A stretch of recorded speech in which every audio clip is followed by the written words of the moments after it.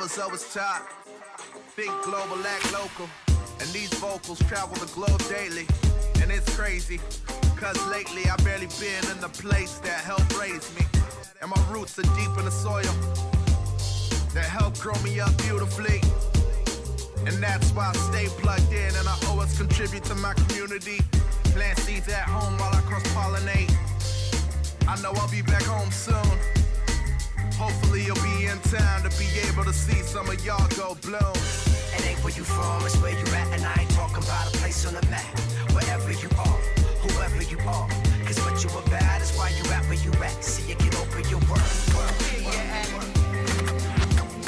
Yeah, it can open your world.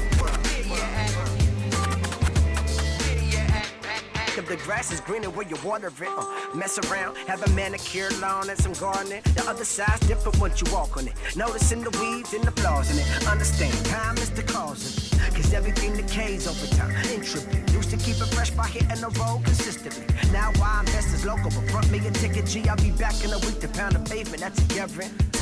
It ain't where you from, it's where you at. And I ain't talking about a place on the map. Wherever you are, whoever you are. Cause what you about is why you at where you at. See you can open your world. Yeah, it can open your world.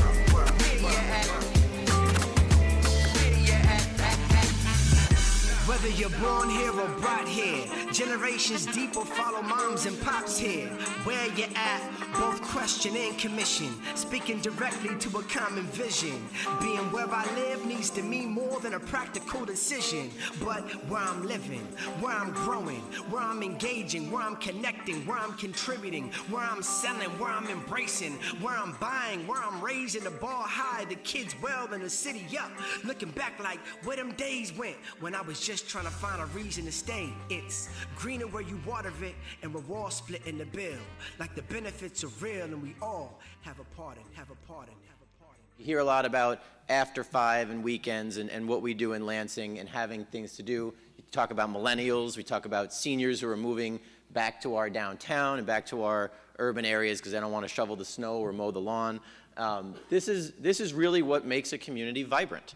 I'm not even using the talking points they gave me yet, so Valerie's going to be mad at me. But this is what makes a community vibrant. One of the first things we did was we set an arts and culture task force, an arts and culture commission.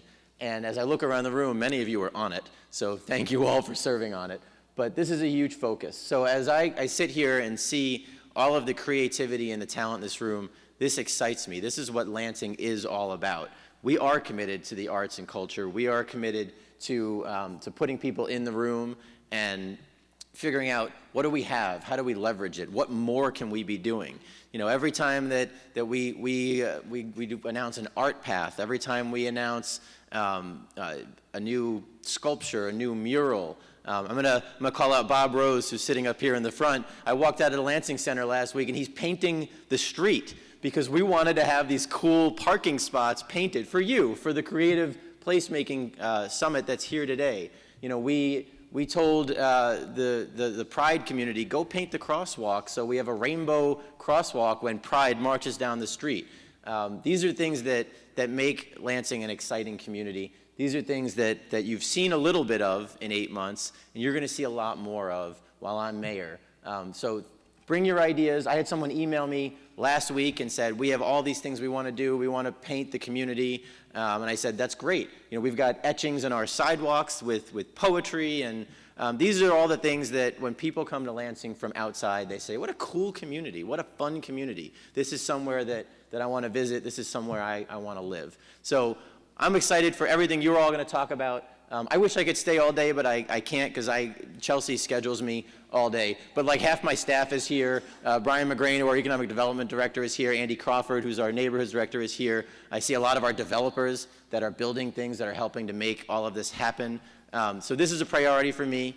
This is really exciting. Have a great conference today. Feel free to email me, call. You know, the Arts Council knows how to get a hold of me. I think I'm on Debbie's speed dial. But thank you all for everything that you're doing. Welcome to Lansing. Have a great conference.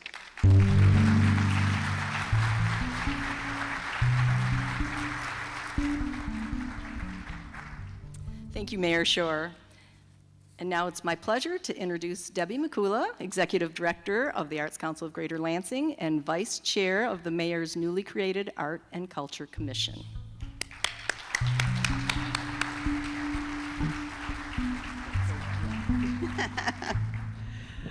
Good morning, everybody. So many friends out in the audience and colleagues and people that we work with every single day.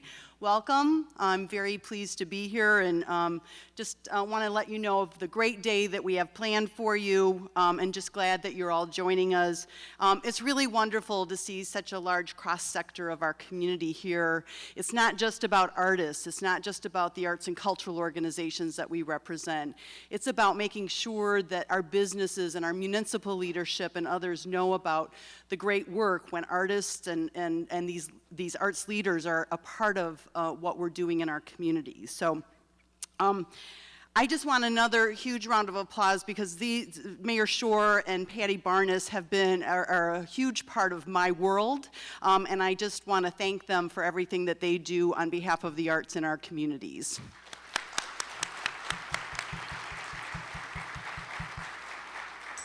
And I would be remiss if I didn't thank Render Studios once again for being one of our driving force sponsors and producing and creating the wonderful video that we've had for the last 4 years. And I just want, Jose, where are you? Over there. Stand up, mister. Jose Moore. His lyrics are at your seat, so if you turn over the save the date card for next year, the lyrics to the full version of his music is here for you to take advantage of. Very inspirational, so thank you for putting all of that together and being a part of the video as well. So we've just released the video live, so on all of the Arts Council's social media channels, so if you have the opportunity to like it or to share it or to spread the love, spread that message, we're using the hashtag not Love Lansing, we can use that one too, but Lansing Placemakers. And so please tweet today or use that hashtag and hopefully we send that out into the, as broadly as we possibly can.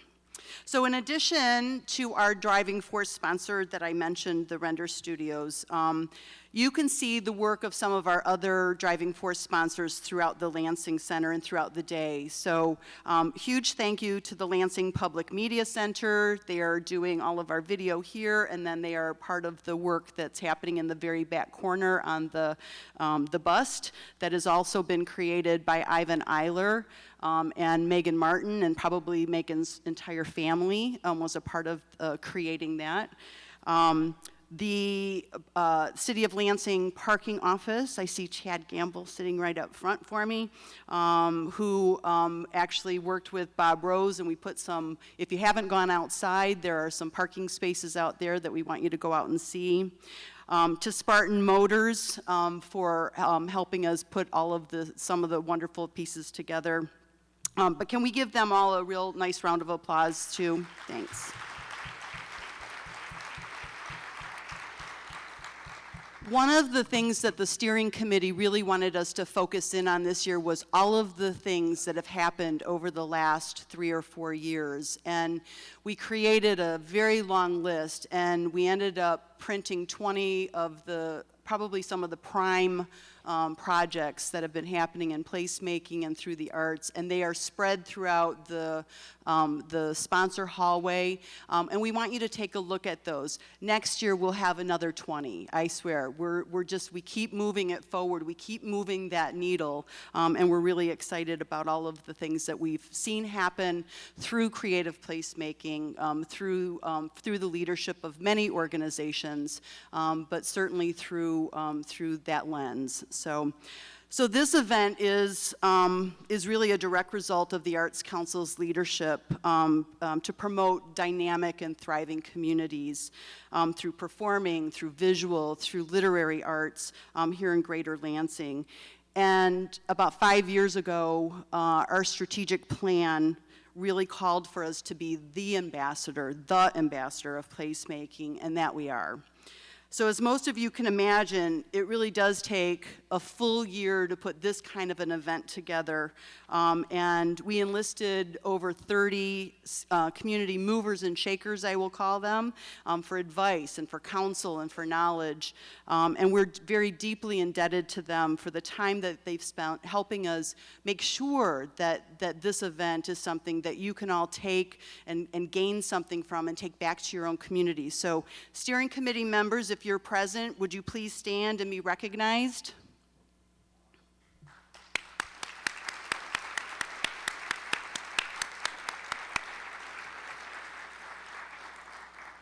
And it also takes a very dedicated and passionate staff to coordinate the details of this event.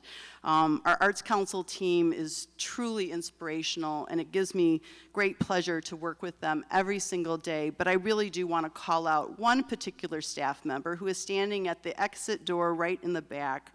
Megan Martin, who is our program manager. She has designed, directed, coordinated, produced, sweated, stressed to make this event what it is today. And I can't even imagine what she'll be feeling tomorrow or at the end of the day. So buy her a drink, make sure that she feels recognized for everything that she's done. But please, Megan Martin. Woo!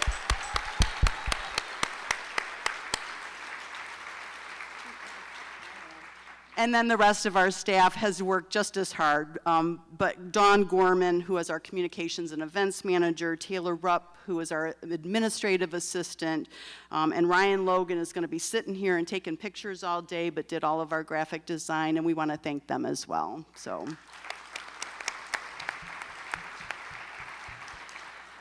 today, we're here to empower us all. We're here to learn from each other. We're here to find answers and creative solutions to make our places attractive to new and existing businesses, to engage and to retain our college graduates, and to help to diversify and improve our aesthetic landscape. We want all of you, every single one of you, resident or business leader or university official or developer or artist or arts and cultural leader, urban planner, transportation official, downtown merchants, and anyone else who is passionate about our communities, which you all are. We want you to step up at the end of the day to make our community a better place to live, to work, to visit through the lens of arts and culture. For the past 3 years, we have been bringing you together in this beautiful room at the Lansing Center. Thank you, LEPFA, for everything that you provide to us, and to get us all on the same wavelength. I think you can agree that in creative placemaking, first and foremost, we need a place. We need a block or a neighborhood or a city or a village or a county or a region. We then need the people who live and work in that place to talk about their vision and to build consensus about how to change it, how to improve it, how to transform it, and make those things happen. And finally, this is where our creatives come into play. We need artists and musicians and actors and dancers and photographers and sculptors and designers to be involved and to help to achieve the change that they envision. So since that time 3 years ago when we first came together, we've found our common ground. We found a common vocabulary that we can talk about together, and we found a common purpose as evidenced by all of the events, all of the activities, and all of the public art that we have accomplished in those years. And now what we're on a pathway. We're on a really wonderful pathway to define our regional identity through the lens of creativity. And this is not something that at the end of today that we will know what we're talking about. It's not even, maybe not even at the end of the next year. But we are putting today is the day that we begin to put our minds together to establish a brand, a creative brand that will make our region stand out from our neighbors. It's a day to get out of our silos and to find, endorse, and deliver a collective legacy. Today's events will showcase projects that have helped to establish an identity for communities around the country. It's an event that will allow us to imagine through the eyes of some of our local leadership where we could be, what we should be known as, and what we could achieve if we work collaboratively. What is important to them? We want you to walk out this door and put your money, your resources, your time, your relationships into building more creative and dynamic communities and neighborhoods. Our goal is to find more ways to make all of the places where people meet and mingle into truly welcoming places. We want our spaces to be lively and livable places where people want to be, and we know that art, culture, and creativity is critical to this success. If I've said it once, I've said it 1,000 times. We want our places and our community and our region to be authentic and special and unique. We don't want it to be like, nor should we be like, anywhere else on earth. So who are we then? And what do we bring to the table to make us stand out from others? What's our collective creative brand? How should we market ourselves? And what will put us squarely on the map and make people take notice? We believe, truly believe, that it's through the arts and cultural sector that we can make this happen. So on behalf of the Arts Council of Greater Lansing, thank you for taking the time today to spend with us and to explore our identity.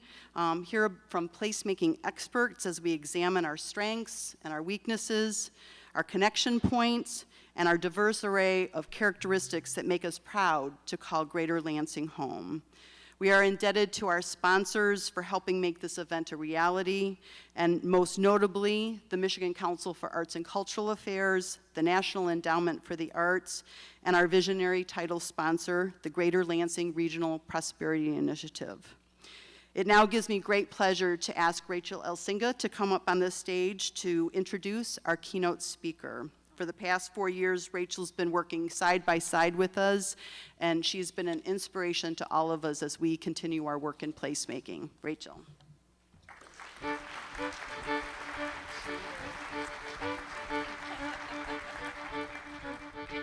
Thank you so much, Debbie, for the opportunity. My name is Rachel Elsinga. I work for the Tri-County Regional Planning Commission.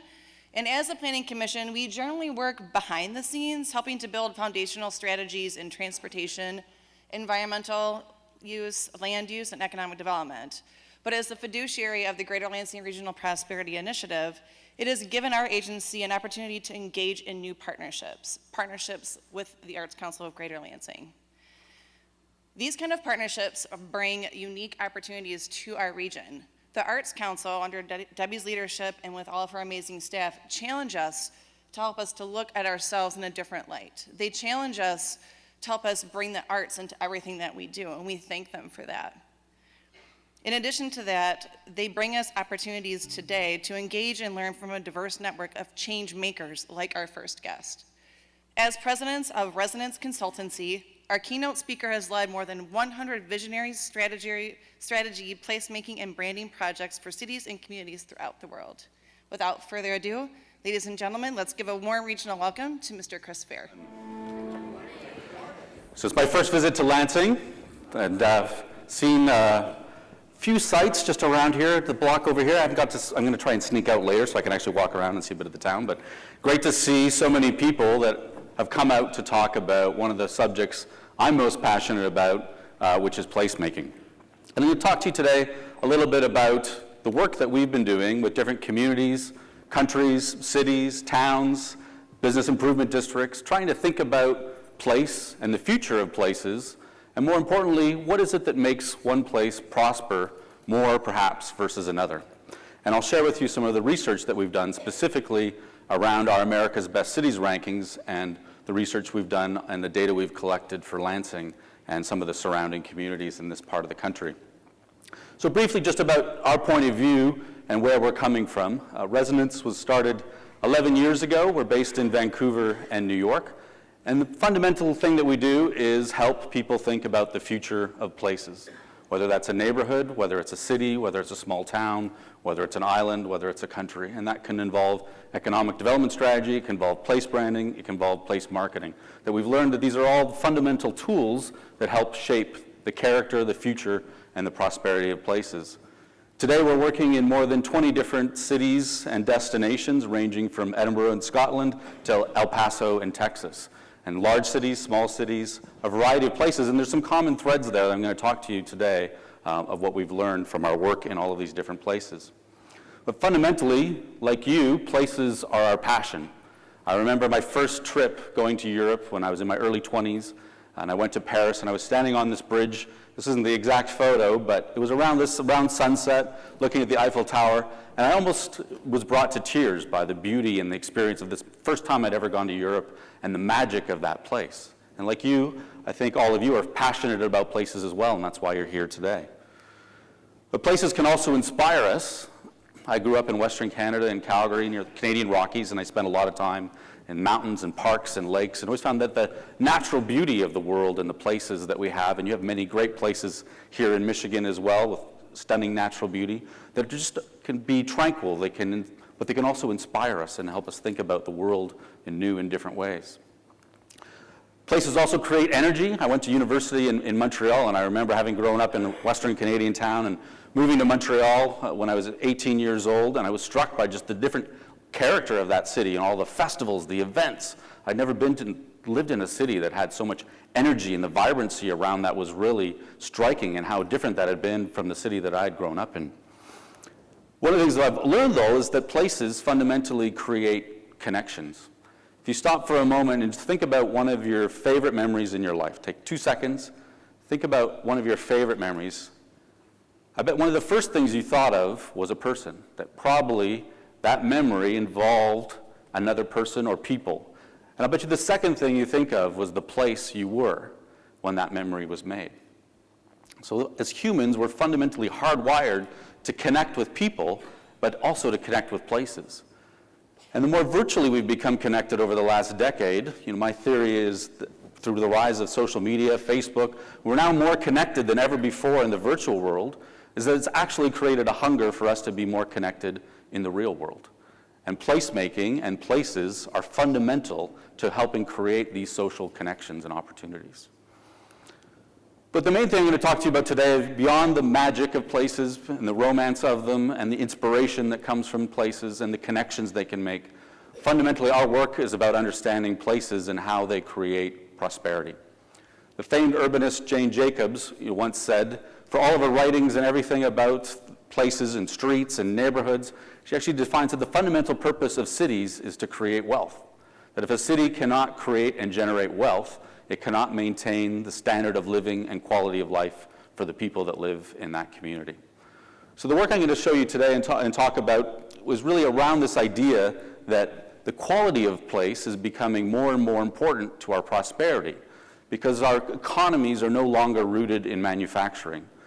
When they were rooted in manufacturing for centuries, it was really about locational advantages or the geography, whether your proximity to particular resources, industries, markets, infrastructure, et cetera. And some of those things are still important, but the majority of our economy is now services-based in developed countries, and services-oriented companies can choose to locate in a much wider variety of places.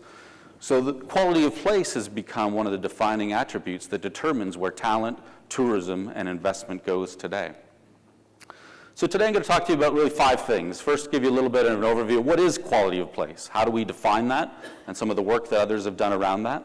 Then I'm going to show you our approach that we've developed at Resonance to help towns, cities, and communities benchmark and understand quality of place.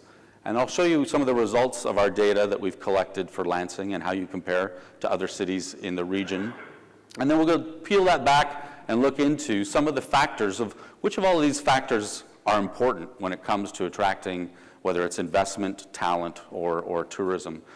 And then I'll close that up with a little bit around placemaking as an entree into all of the great speakers that you've collected here today, of just at a high level what our view of placemaking and how it ties into prosperity and economic development. So first, what is quality of place? Richard Florida, author of The Creative Class, defines quality of place and says it's a key driver of wealth and prosperity of communities and cities in the 21st century. So you don't have to just take my word for it. Richard says it's true too. So Richard writes there's 3 things that he said make up quality of place. First he said there's, what's there. the combination of the built environment, natural environment, the different assets that might be there that create an appealing place for the pursuit of creative lives. So you can think about that as both the built and the natural environment. Next, he said it's like who's there, that people are fundamental in terms of the character of the people to a place. And I think that's often overlooked as we think about and analyze places and all of the different rankings that are out there. And that's why you see people are part of our rankings, that people and the characteristics of the population are actually a fundamental characteristic of place and quality of place.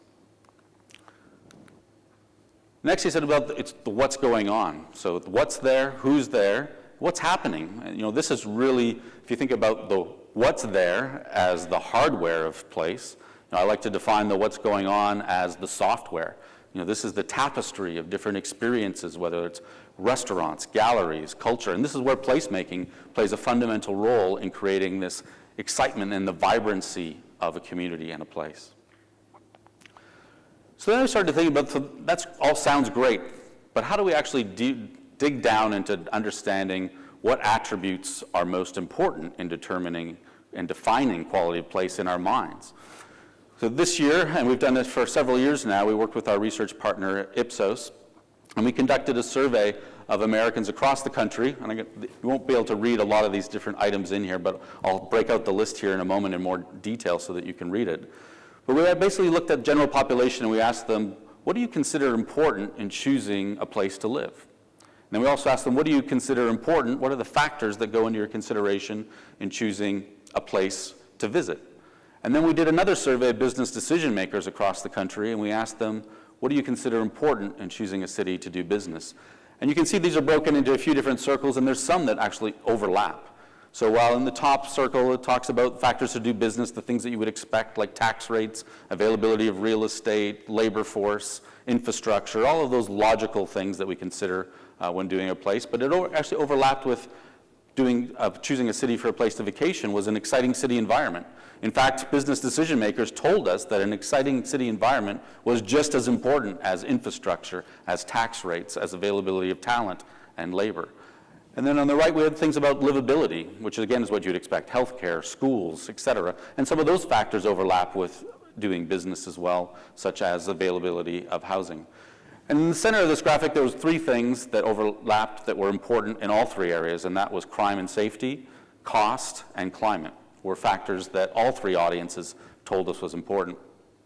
So this is actually breaking that out, and then we looked at and said, well, what factors of all of these, what can we measure to benchmark and look at how one city's quality of place measures versus another? And these are no particular order there, but you can see livability, things like air quality, safety. We can look at crime rates, weather in terms of number of sunny days, the number of very good parks and outdoor activities, number of very good and excellent neighborhoods or landmarks, higher education in terms of we can look at educational attainment, rankings of universities, connectivity. We can look at airports in terms of the number of flights a city has to another. We can look at convention centers, number of attractions, transportation, sports teams is one thing that came up, home prices, nightlife. And even actually we saw that social media searches was something that people told us was particularly important with respect to choosing a place to visit. So we looked at TripAdvisor reviews, Google searches, number of Facebook check-ins, et cetera. So there's a wide variety when you combine all of these together from the perspective of choosing a city to visit versus choosing a city to live, versus choosing a city to do business, that shape our perception about the desirability of places. So if you think about a certain city, you might look at it and think about it as very attractive to do business, and other cities, you might think about it as a very attractive place to live. For example, the city I live in, Vancouver, Canada, is quite well known and does really well in rankings for livability, and also people like to think about living there, but very few people actually think about it as a great place to do business. Versus other cities you might think about as a great place to do business, but maybe it's not a great place to live. So there's different dimensions and perspectives, but what we wanted to try and do is say we really need to look at cities holistically and consider them from all 3 points of view, that ideally we want to create a community or a city or a town or a neighborhood that's desirable as a place to visit, as a place to live, and as a place to do business. And increasingly we're seeing those circles that you saw closing in, and more of these factors are overlapping, and I'm going to show you some evidence of that today. So one way to think about it is that there's really these 3 perspectives. We can think about from a place to do business, a lot of the factors are very logical. When you think about a place to live, a lot of those factors are around livability. And the way I like to characterize the factors that we see around considering a place to visit are the factors that we call, that make a place or a city lovable. And these things are all working together to be the logical, the livable, and the lovable reasons to consider why you might want to move, visit, or invest in one particular place or another. So we've taken all of that data and created now a model to measure quality of place and help illustrate how do we take all of those factors, how do we measure them, first of all, was our next challenge, and then how do we visualize or share those with cities to help them understand what their comparative strengths and weaknesses are. So I'm going to show you how do you measure quality of place from one to another. And there's 6 categories I'm going to talk. You won't be able to read the fine print here, but I'm going to go through those again in detail. But we really said all of these factors, the lovable, the logical, and the livable, we can group them into 6 particular areas. There's place, like Florida said, the what's there, essentially, in terms of the natural and the built environment. There's the product, which is also part of what Florida called the what's there. We can looking at institutions. That's that hardware of the city that I talked about. And then the programming is the experiential characteristics I'm going to show you in detail, which is that software of the city, of the arts, the culture, the nightlife. And then people we talked about, the who's there is another category where we can look at demographics, we can look at educational attainment, we can look at diversity, immigration. And then the prosperity, Florida didn't talk about that in his definition of quality of place, but we saw that there are a lot of factors that business leaders told us shape perception of place with respect to the kinds of companies that are there, average incomes, et cetera. And then there's the promotion factors that people, particularly around considering a place to visit, told us were important and influential, the Instagram, Facebook, TripAdvisor reviews, et cetera. So this gives us 6 dimensions to think about place. And our challenge was, for some of these things, like airport connectivity, or Fortune 500 companies, or demographics, there's quantitative data and statistics out there for all of these things, and there are lots of different rankings for cities, and we can all collect the same core statistics and slice and dice them in other ways. But our challenge was to think about, well, a lot of the things people told us was important were much more experiential. So that was that software, the programming, it was the arts, culture, restaurants, neighborhoods, parks. How do you go out? There are no core statistics or measures to really that are comparable. The U.S. Census doesn't, or the U.S. Community Survey, none of these sources collect statistics about these particular aspects of places. So we developed the idea a few years ago, first working with the Republic of Ireland when they gave us a map and they said, well, here's all the things that we have, and there were 1,000 dots on a map. And we said, well, how do we know which ones are important to visitors to Ireland from one or the other? And we developed the idea of mining data from user-generated channels like TripAdvisor or Yelp. And there's other sources that we use in Asia and Europe, but in North America, we primarily use TripAdvisor and Yelp because there's now 400 million ratings and reviews. So this may not contain everything within a city, but we can use that as a measure to look at how many very good and excellent restaurants are there in Lansing versus Ann Arbor versus Detroit, or how many very good and excellent parks or neighborhoods. These are all measures that data that's being collected and continues to grow, and it's become a rich source for us of data. Most people think about these user-generated channels as a marketing and communications vehicle, which they are, but they're also actually a very rich source of data for us to benchmark and understand the experiential quality of one city or neighborhood to the next. In fact, we're actually doing a project in New York City right now where we're benchmarking Queens versus downtown Brooklyn versus Harlem versus Jersey City, and actually breaking it down and mapping the experiential quality of one neighborhood to another to understand what are the experiential characteristics that make one particular area of New York City different than another. So the data I'm going to show you today and talk about these 6 dimensions of place is actually using a combination of sources of these core statistics along with these user-generated ratings and reviews. And I'll highlight as I go through the different aspects of each place, where that data came from. So let's talk about place dimension first and foremost. That's the easiest to understand because you can actually walk out in the street and you can actually visualize it. You can drive around a town and you can see what's there in terms of both the natural environment and the built environment. But there are some other characteristics. So we saw that it was important in actually both from perspective of doing business as a place to live and as a place to visit was the weather. So we can look at how many sunny days are there from one city to another. Safety was one of those core statistics that right at the beginning, so we can look at crime rates, and there's different ways of doing that. We can look at quality of the environment, so we can take the air quality index as a proxy for that. And those are core statistics, but then there was another piece that people told us was really important was neighborhoods. So how do you measure the quality of neighborhoods? Well, actually, there is a category within TripAdvisor that we use of number of very good and excellent neighborhoods and landmarks. So from that, we're pulling from TripAdvisor. And the same thing for outdoors in terms of the number of very good or excellent parks and outdoor activities. So our rankings for place, as we look at and analyze, is a combination of some core statistics and some of these experiential factors that we're using user-generated data for. So to give you an example of why place is important, I think classic one is in New York City. This is Times Square in the late 1970s. Looks quite different today. A plaza full of people, roads have actually been closed, and you now get millions and millions of people. So Times Square went from a place that very few people wanted to go or would try to avoid to actually one of the most popular places in all of New York City. And why is that important? We've been tracking and looking at crime and visitors. So the red line is the crime rate. You can see going down there, going back to 1991. And the green line is the number of visitors to New York City.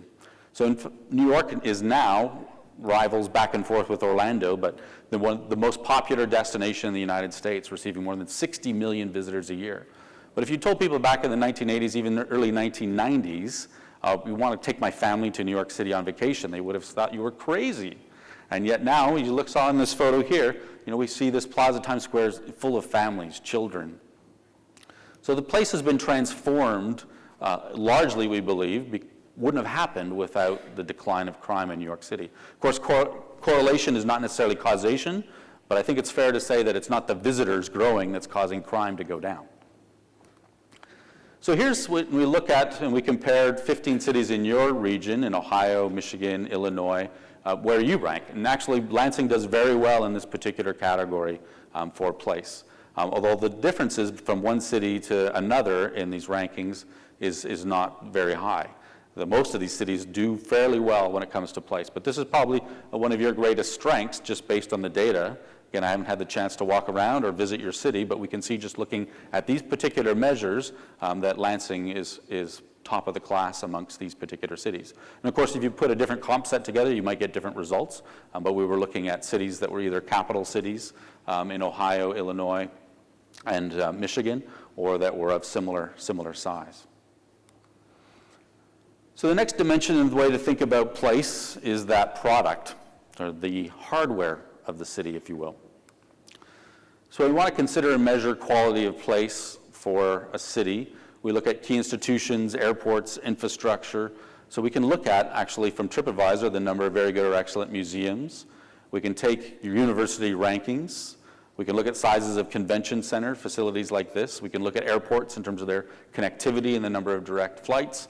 And we can look at also attractions. Again, that's a score from TripAdvisor in terms of the number of very good or excellent attractions in the city. So these are all big ticket items. They're all big investments that cities make that have long-term effects on not only the perception of the city, but also its prosperity.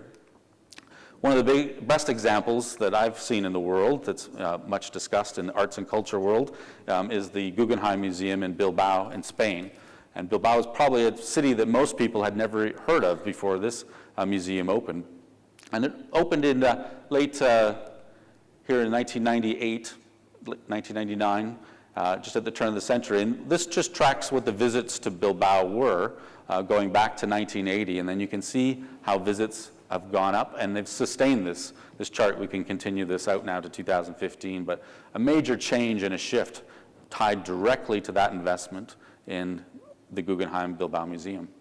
In fact, in economic development, tourism development, we call it the Guggenheim effect, or the Bilbao effect. And many, many cities pursue this and think about if we could just create that one major institution or attraction, it would be a game changer. And sometimes it is, but more often than not, it doesn't move the needle like this. So this is a very high-risk strategy, in our opinion, of creating these landmark cultural institutions, because for every Guggenheim Bilbao that is a success like this, there's 2 or 3 that are not. So here's where cities rank for product, taking that same group of 15 cities in the region, and you can see Lansing is not as strong in this area. You come in 12th, but again, some of the differences between these are small, and it's not surprising that the larger the cities, like a Columbus, would have the best ranking in this particular area, because there is an association with population in terms of the size of the city. The more larger its airport is, the more infrastructure it has, et cetera. So if that's the hardware of the city, programming is the software. And these are all experiential characteristics that we're benchmarking and measuring from user-generated channels like TripAdvisor and Yelp. So we can look at shopping, the number of very good and excellent shopping experiences. Culture is actually a measure within TripAdvisor, so we can look at the number of very good or excellent cultural experiences from one city to the next. Dining, we can go to Yelp and look at how many very good or excellent rated restaurants there are from one place to another. And nightlife, we can also go into Yelp and look at how many very good or excellent nightlife experiences are there from one place to another. Well, I think one of the best examples of how a city can be defined by its software, and we were talking about this last night, and we have a speaker coming up from Portland, Oregon today, and Portland, Maine. So you have both Portlands here today. But Portland, Oregon is a city that isn't known for its university or a particular attraction or an institution. So what is it that makes Portland, Portland? Well, it's actually the summation of the number of very good and excellent experiences. When we look at all cities across the United States, Portland is 10th. So of course cities like New York and Chicago, Los Angeles, New York are at the top of the list, but Portland way outpunches its size in this particular category, because it's made up of so many experiences, and they're not just concentrated in the downtown area, they're spread throughout the entire city, whether that's craft breweries, whether it's restaurants, whether it's galleries. They really excel in this particular area.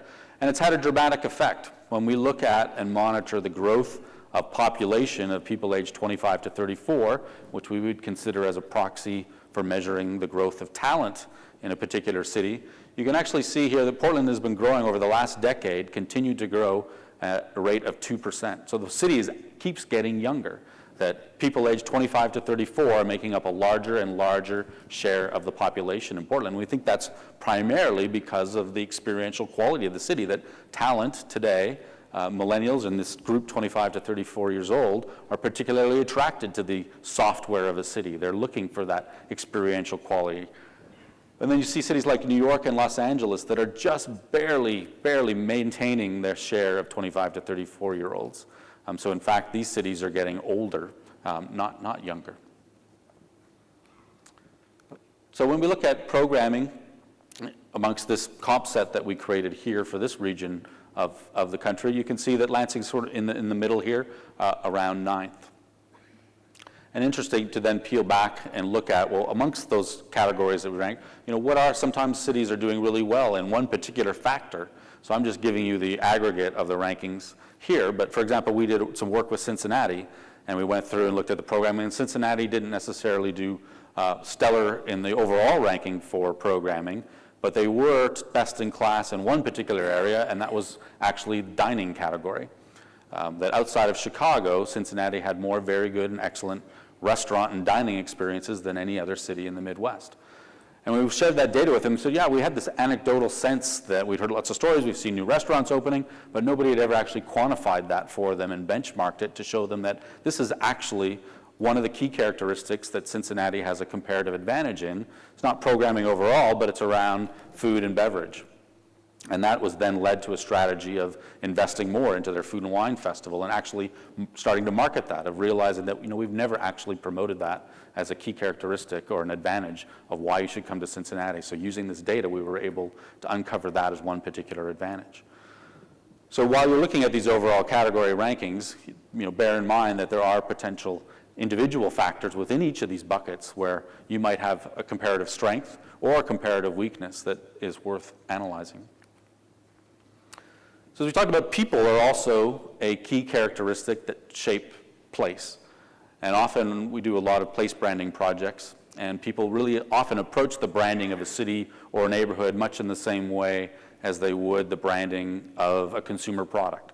And we always tell people that that's a huge mistake, because you're forgetting one of the main characteristics. You can impose a brand on a product like Coca-Cola or Nike shoes, et cetera. But you can't impose a brand on a place. That a place has dimensions that, like the what's there and the what's going on, but the who's there is actually a fundamental characteristic of place. So to help think about and benchmark the characteristics of the people in a place, I mean, this is a very broad level, but we can look at educational attainment. We can get core statistics around the number of languages other than English that are spoken at home as a measure of diversity. And we can also look at the number of foreign-born residents from one place to another. And of course, there are many other characteristics of people that can help shape place. We can look at talent clusters, et cetera, on a more regional level, but globally, these are measures that we can actually benchmark and collect data for.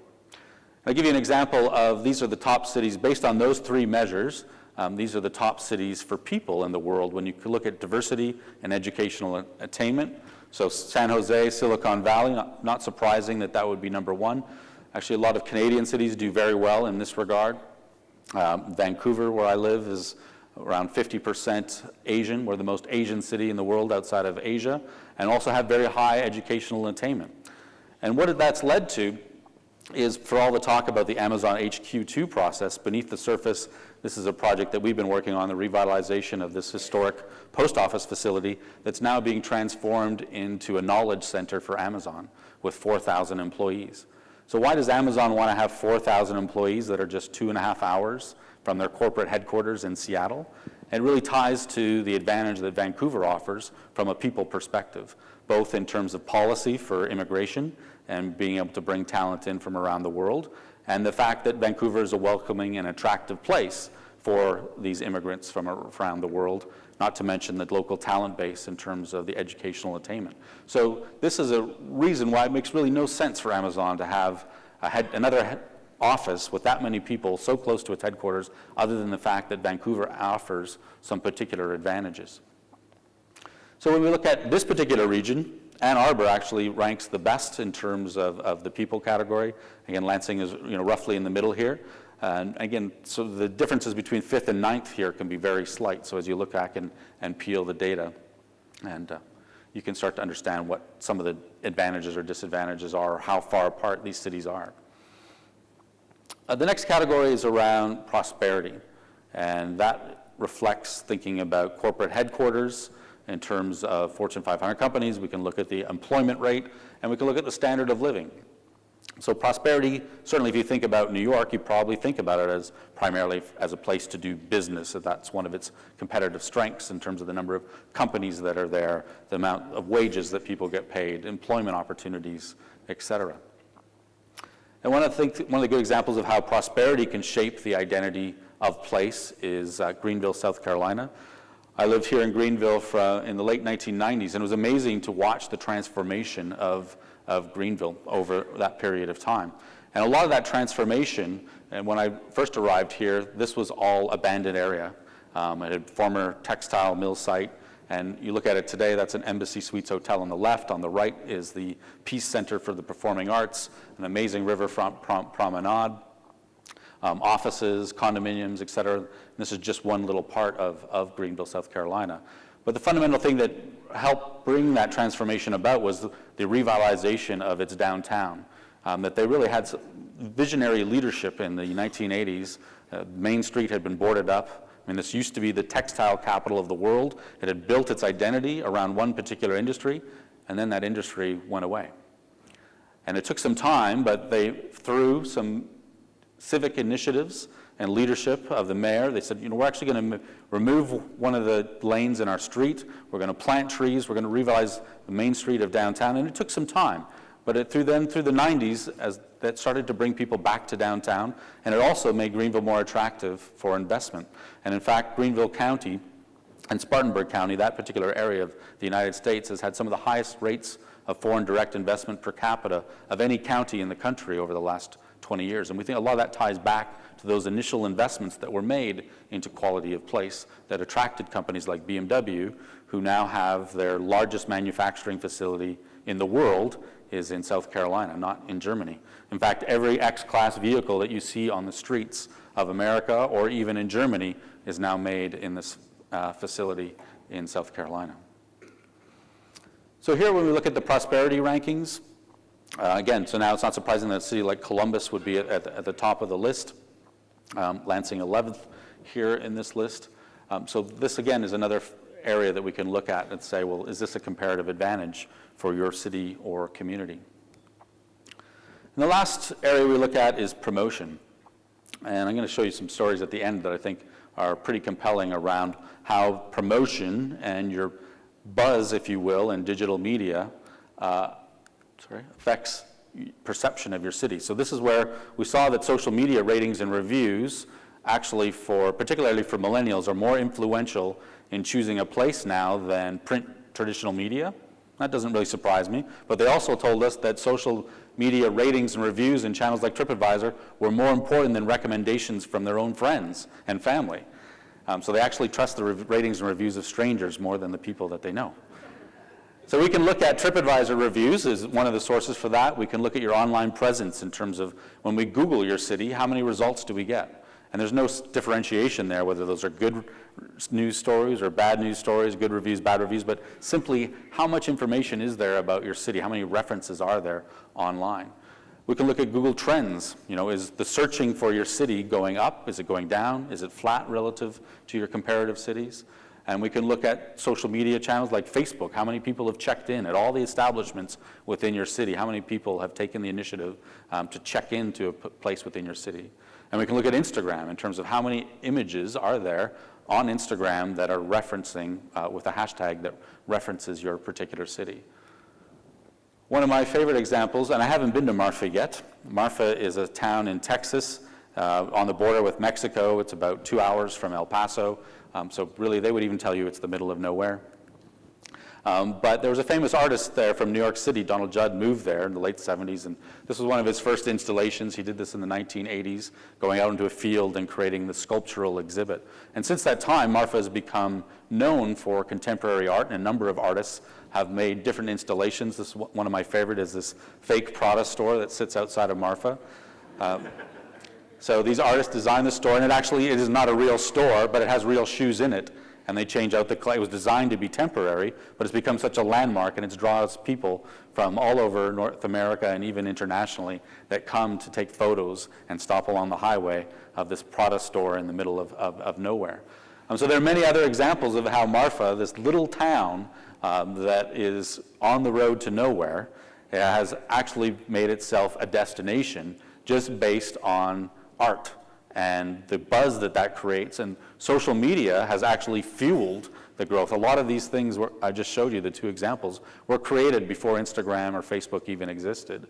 But now the rise of Instagram and Facebook has increased the popularity of Marfa and put it on the map because it's now become a place that people want to go to share that image of themselves by the Prada store or with the sculptures or many of the other different murals and artistic opportunities that Marfa has created. So the fact that the rise of social media has also led to a rise of Marfa as a destination. So here when we look at top cities for promotion, actually Lansing does pretty well here, you're 8th. When we basically consider all of those scores equally, aggregate the average of those scores, again, the larger city like Columbus is at the top of the list, but you can see where you are here, really right dead in the center. So when we consider each of those dimensions overall, and again, this is sort of an arbitrary approach. Nothing is weighted more importantly, but when you weight place, product, programming, people, prosperity, and promotion equally, Lansing actually, because of your place score, because you do so well in that place category, you actually ranked 6th in this competitive set overall. So I'm going to talk a little bit, so how do you visualize those rankings, and how do you actually learn something, take some takeaways out of this? Is that we can actually use this data, and then we're mapping cities' competitive identity to help them understand what their strengths and weaknesses are. So looking at those 15 cities, these radar charts, the more green you see, the better that city performs. So Columbus is actually first in place, product, programming, promotion, and prosperity on the left. So it really takes up the majority of that chart. But they're not first for people. Ann Arbor is. So Ann Arbor's competitive identity, and again, I haven't been to many of these cities, but when I look at the data, I would tell you that Ann Arbor has a good economy.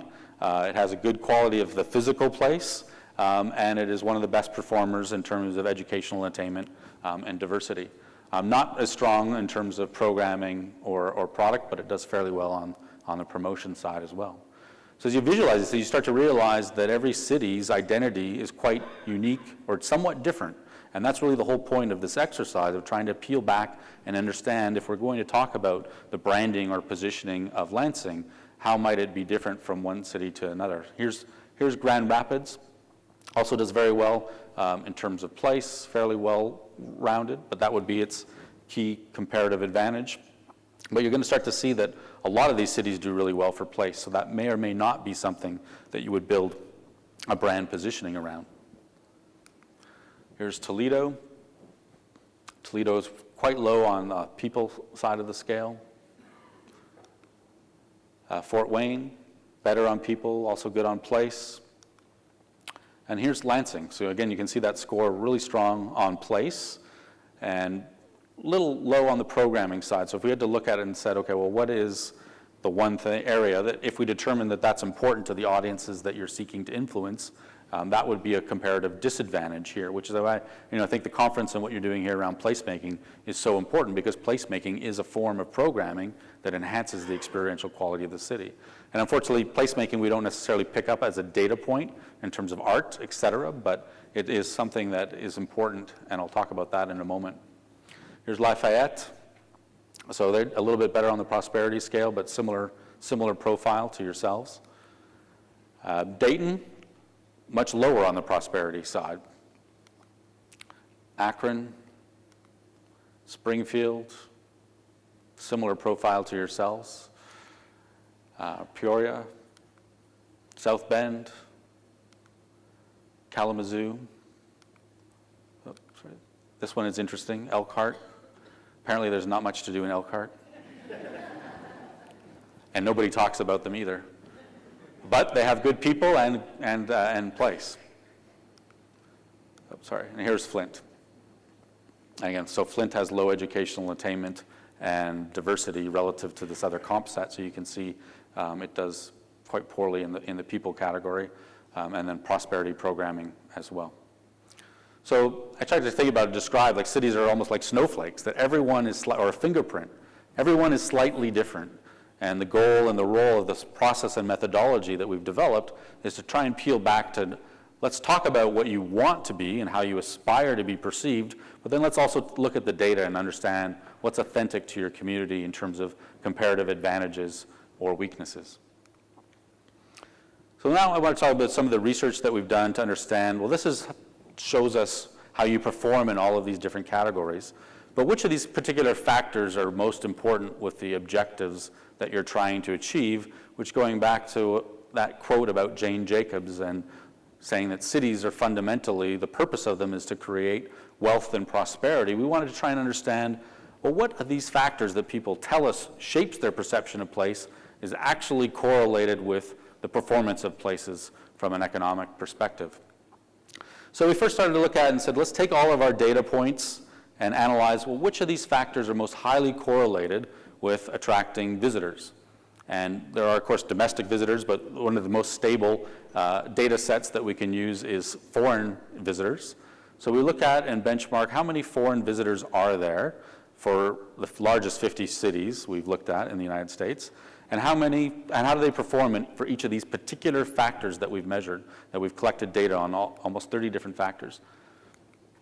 And you can see at the top of the list, it's not surprising that number of Instagram mentions, Facebook check-ins, TripAdvisor reviews would have the highest correlation with the number of foreign visitors that a city receives.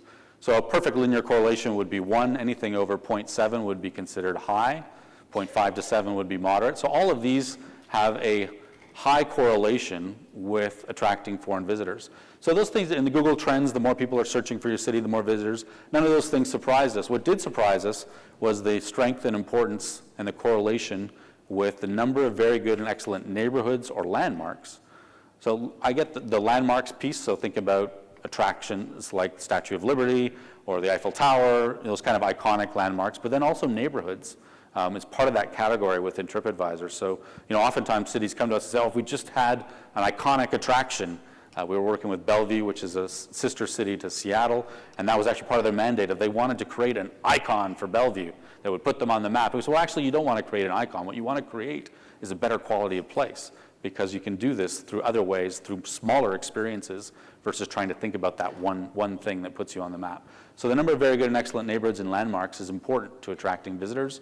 And then things like shopping, culture, museums, nightlife, culinary. These are things that are all reflect those lovable factors that I talked about, that attaches us to place and makes us want to go to Paris or London or New York. And interestingly, the number of foreign-born residents has a high correlation with foreign visitor arrivals, and that's because the more foreigners there are in your city, the more friends and family there are from wherever they came from that are coming to visit. And we also look at, well, what doesn't matter, and the things at the top in red actually have a negative correlation with the number of visitors a city receives, and it's not surprising because visitors don't care about housing affordability. They don't care about how long it takes you to commute to work. They actually don't care about the air quality, and they don't care about your rate of employment, and they don't really care about educational attainment. In fact, surprisingly, even though visitors told us that weather is really important, there actually is no correlation, a very, very, very slight, weak correlation, but virtually no correlation between the number of sunny days a city receives and the number of visitors it's receiving. So the next thing we looked at with respect to, so visitors is one way of measuring the potential prosperity of a city. The next thing we looked at was investment. And we used the number of jobs in foreign-owned enterprises as a proxy for how much foreign direct investment is there from one city to the next, and which of the factors that we've measured and collected data for have the highest correlation with the number of jobs in foreign-owned enterprises in a city. And interestingly, actually, Fortune 500 companies, which we would expect to be at the top of the list, there is almost a linear correlation with the number of Fortune 500 companies in a city and the number of foreign jobs in foreign-owned enterprises. But actually, your Google Trend score is just slightly higher than that. There's almost a linear correlation with your Google Trend score in terms of how much are searches going up in Google for your city in one particular year versus the next, and the number of jobs there are in foreign-owned enterprises. And then that didn't surprise us either, but what did surprise us was that Facebook check-ins. So the more, we saw that for travelers, but we wouldn't have expected to see that. But again, the more Facebook check-ins there are recorded for one city, the more jobs there are in foreign-owned enterprises. Sports teams, the more professional sports team a large city has, the more foreign-owned jobs it has, the more Instagram mentions, Google search results. So a lot of these actually line up fairly similar, and even, which is what surprised us. Culinary, museums, nightlife, neighborhoods and landmarks. These were all things that we expected to see as being important and having a strong correlation with attracting visitors. But guess what? They also seem to be correlated with attracting investment. And a lot of the things that we would have expected to be important, that people told us in that Ipsos survey were important in choosing a place to do business, like commute time, housing affordability, level of employment, actually some of these have a negative correlation with the number of jobs in foreign-owned enterprises. So that doesn't mean they're not important, and of course correlation is not causation, but there are some things that we can draw from this, that the factors in terms of what actually happens, so people tell us these things are important, but what actually determines the performance of a city, both in terms of attracting visitors and investment, is becoming increasingly aligned. And this sort of shows you that list kind of side by side, and you can see there's only two factors that are different from the top 10 from one to another, and that's TripAdvisor reviews for tourists and Fortune 500 companies and sports teams for attracting investment. So what if we kind of draw a conclusion from that is our takeaway is that livability is a desirable thing, and we should be striving to make our cities more livable in terms of quality of life for our residents. But we can't hang our hat on that and expect that to determine and define our prosperity in the future.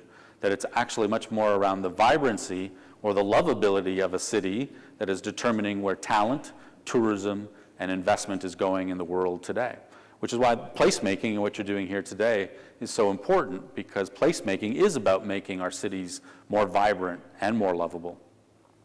So let's talk kind of back to Lansing and that mentioned about programming and how placemaking can help enhance and determine the future prosperity of this place. So I'm going to give you just a very overview, pulled a few slides from my placemaking class at NYU, and actually realized that a lot of the definitions that I was using for placemaking come from here. So that from the Land Policy Institute.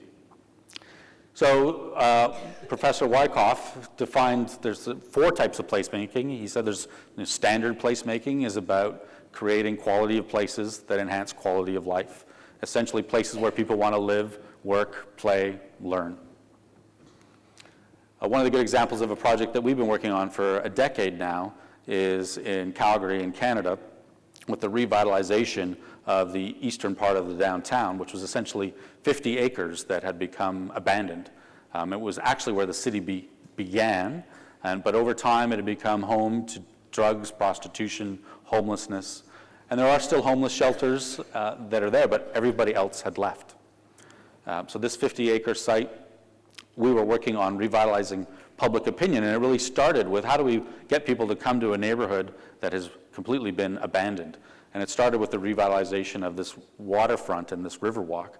So this picture was taken in around 2010 in the early days, and I should have put a picture in here to show you now, but now behind this plaza are new condominium towers, new hotels, a new $250 million central library just opened last week, National Music Centre of Canada is a museum and an institution.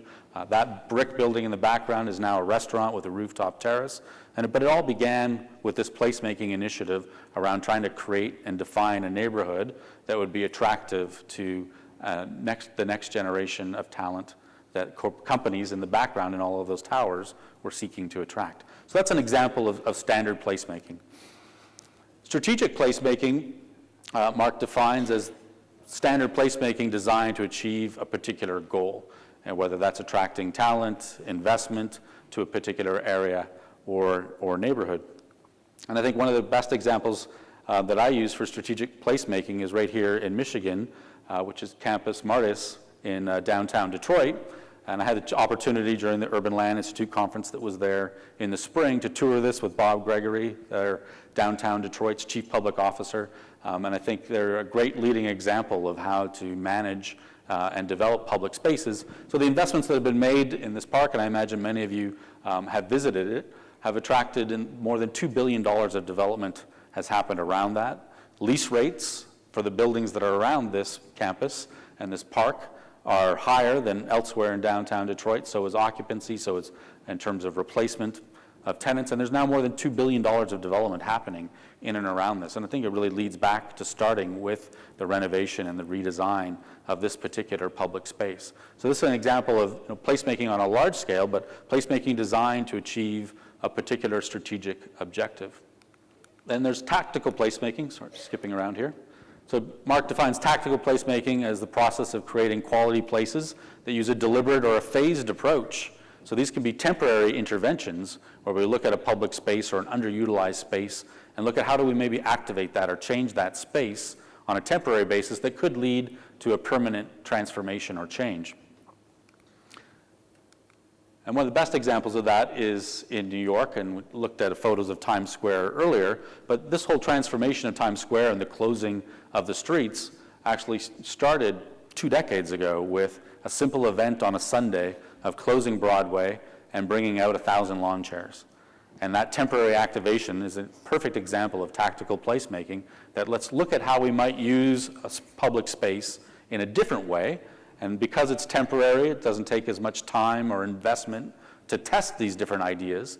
But over time, that process from that first lawn chair bombing, as they called it, has led to this, the permanent closure of some of those streets, the creation of public spaces that have radically transformed that part of Midtown Manhattan. Which leads me to kind of the last example, which is creative placemaking, which is primarily what we're here to talk about today. I think creative placemaking is one of the most interesting forms of placemaking because it really does lead and lend itself towards enhancing the lovability of cities. So creative placemaking is about bringing artists, and all of you can probably define this and have great examples here, but to change the streetscape or public space and enhance them in terms of business viability for places around that, public safety. There can be lots of different objectives, but it's really using arts to make our places and our communities better places to live. And one of my favorite examples of creative placemaking is behind our office. So this is the alley behind our office in Vancouver. And a couple of years ago, the Downtown Business Improvement Association President Charles Gauthier, they embarked on a study to say, let's envision downtown Vancouver. What do we want the future of Vancouver, which is quite well known and has a great quality of place, but what do we see some of the issues or opportunities to make it even better? And the one thing residents told us through this visioning process was that they thought we could activate the alleyways. There are other cities that have done this and looked at it and said, actually, if we could activate the alleys, take up 30% of all the public space in the downtown of the city. So they embarked on this project to look at how they might activate the alley. And this project was called Alley Oop, and it was really about just essentially paint and basketball hoops. And it's created a public space that we can have different events. One Saturday a month that we have a disco party in this particular alley in the summer months. But there was an interesting byproduct of this that we never thought about before that I want to share with you today. And that was the potential, again, that the rise of social media channels, particularly Instagram, which we saw as important and correlated both with investment and with attracting visitors, has actually changed some of the objectives or enhanced the purpose and opportunities for creative placemaking in ways that we never thought of before. So last year, this band from Korea called Twice filmed their music video in our alley. And didn't really think much of it at the time. You know, I'd seen people take, it's obviously very visual. So they filmed their video, and since that time, that video has had 300 million views on YouTube. So think about that as this, almost as everybody in the United States watched that video. And it's had an interesting side effect that we never anticipated, in that now this has become one of the most Instagram places in the entire city. So when I walk to work, when I'm in Vancouver, I see photos like this all the time of young tourists and visitors photographing themselves. And in fact, they have rebranded this place. It was, we had some fancy branding. It was called, More Awesome Now was the campaign, and it was the Alley Oop. Well, guess what people call it? The Pink Alley. So go onto Instagram and you can search the Pink Alley, and you will see hundreds and hundreds of thousands of images of people photographing themselves in this place. Now, of course, we can't expect every creative placemaking opportunity to have a band from Korea come and film their video in your place. But I think it's the extreme example that illustrates the point that creative placemaking is, yes, it is about enhancing social cohesion. It's about creating those connections. It's about increasing the vibrancy of our communities and our places. But it might also be a masterful marketing strategy in terms of looking at how do you get more buzz for your city or your community. It's about creating places that are also make people look good or interesting on Instagram. And there are other examples of cities that are now doing this, and we're actually working with Charles and the Downtown Business Improvement Association to say, how do we make downtown Vancouver the most Instagram downtown in the world? What would that look like as a strategy in terms of thinking about placemaking opportunities that are, yes, might be gathering places, but they might also just be walls that are interesting to have yourself photographed with, which is slightly different than the traditional mural campaigns, which is more about the art. What we're trying to do now is create art that puts people in the art in some particular way, or in the sculpture, so that they can have that interaction with it. So as you're thinking about different opportunities in placemaking for Lansing, I think it's important to think about this idea about placemaking as a means, and creative placemaking in particular, as a way of enhancing the programming within your community, which we now know is so important, but also about making your community more lovable. Because we believe that a more lovable city is a more prosperous city. And the more lovable you make your city, the more prosperous it'll be in the future. So thank you very much. I think I appreciate your time and look forward to working with you today and talking about the opportunities to make Lansing the most lovable city in Michigan.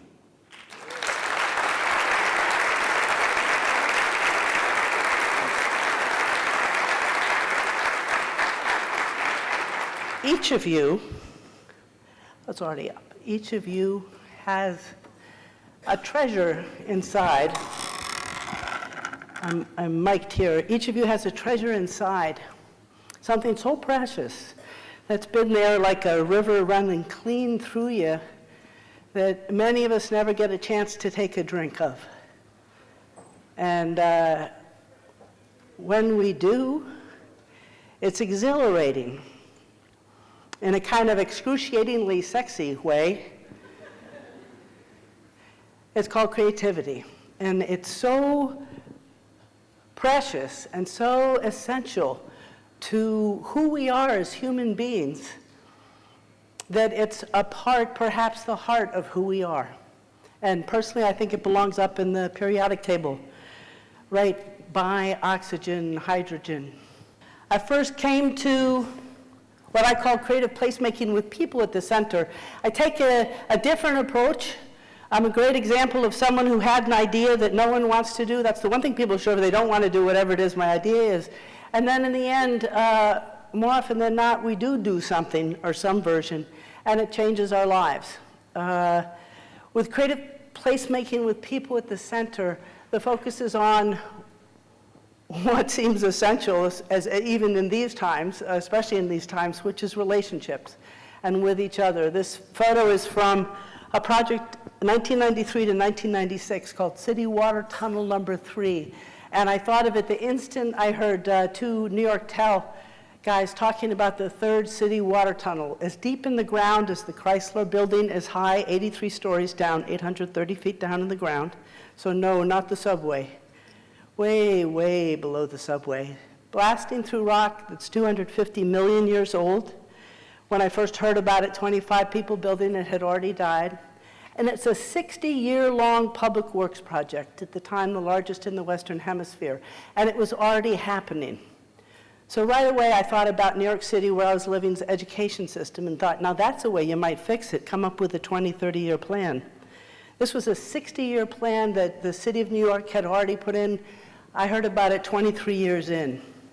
And I thought, wow, this is exactly what would be great for, it would change our lives to know this was happening, for the New Yorkers to know it was happening. It would change our lives to know where the water in the faucet comes from and who's involved and hear their stories.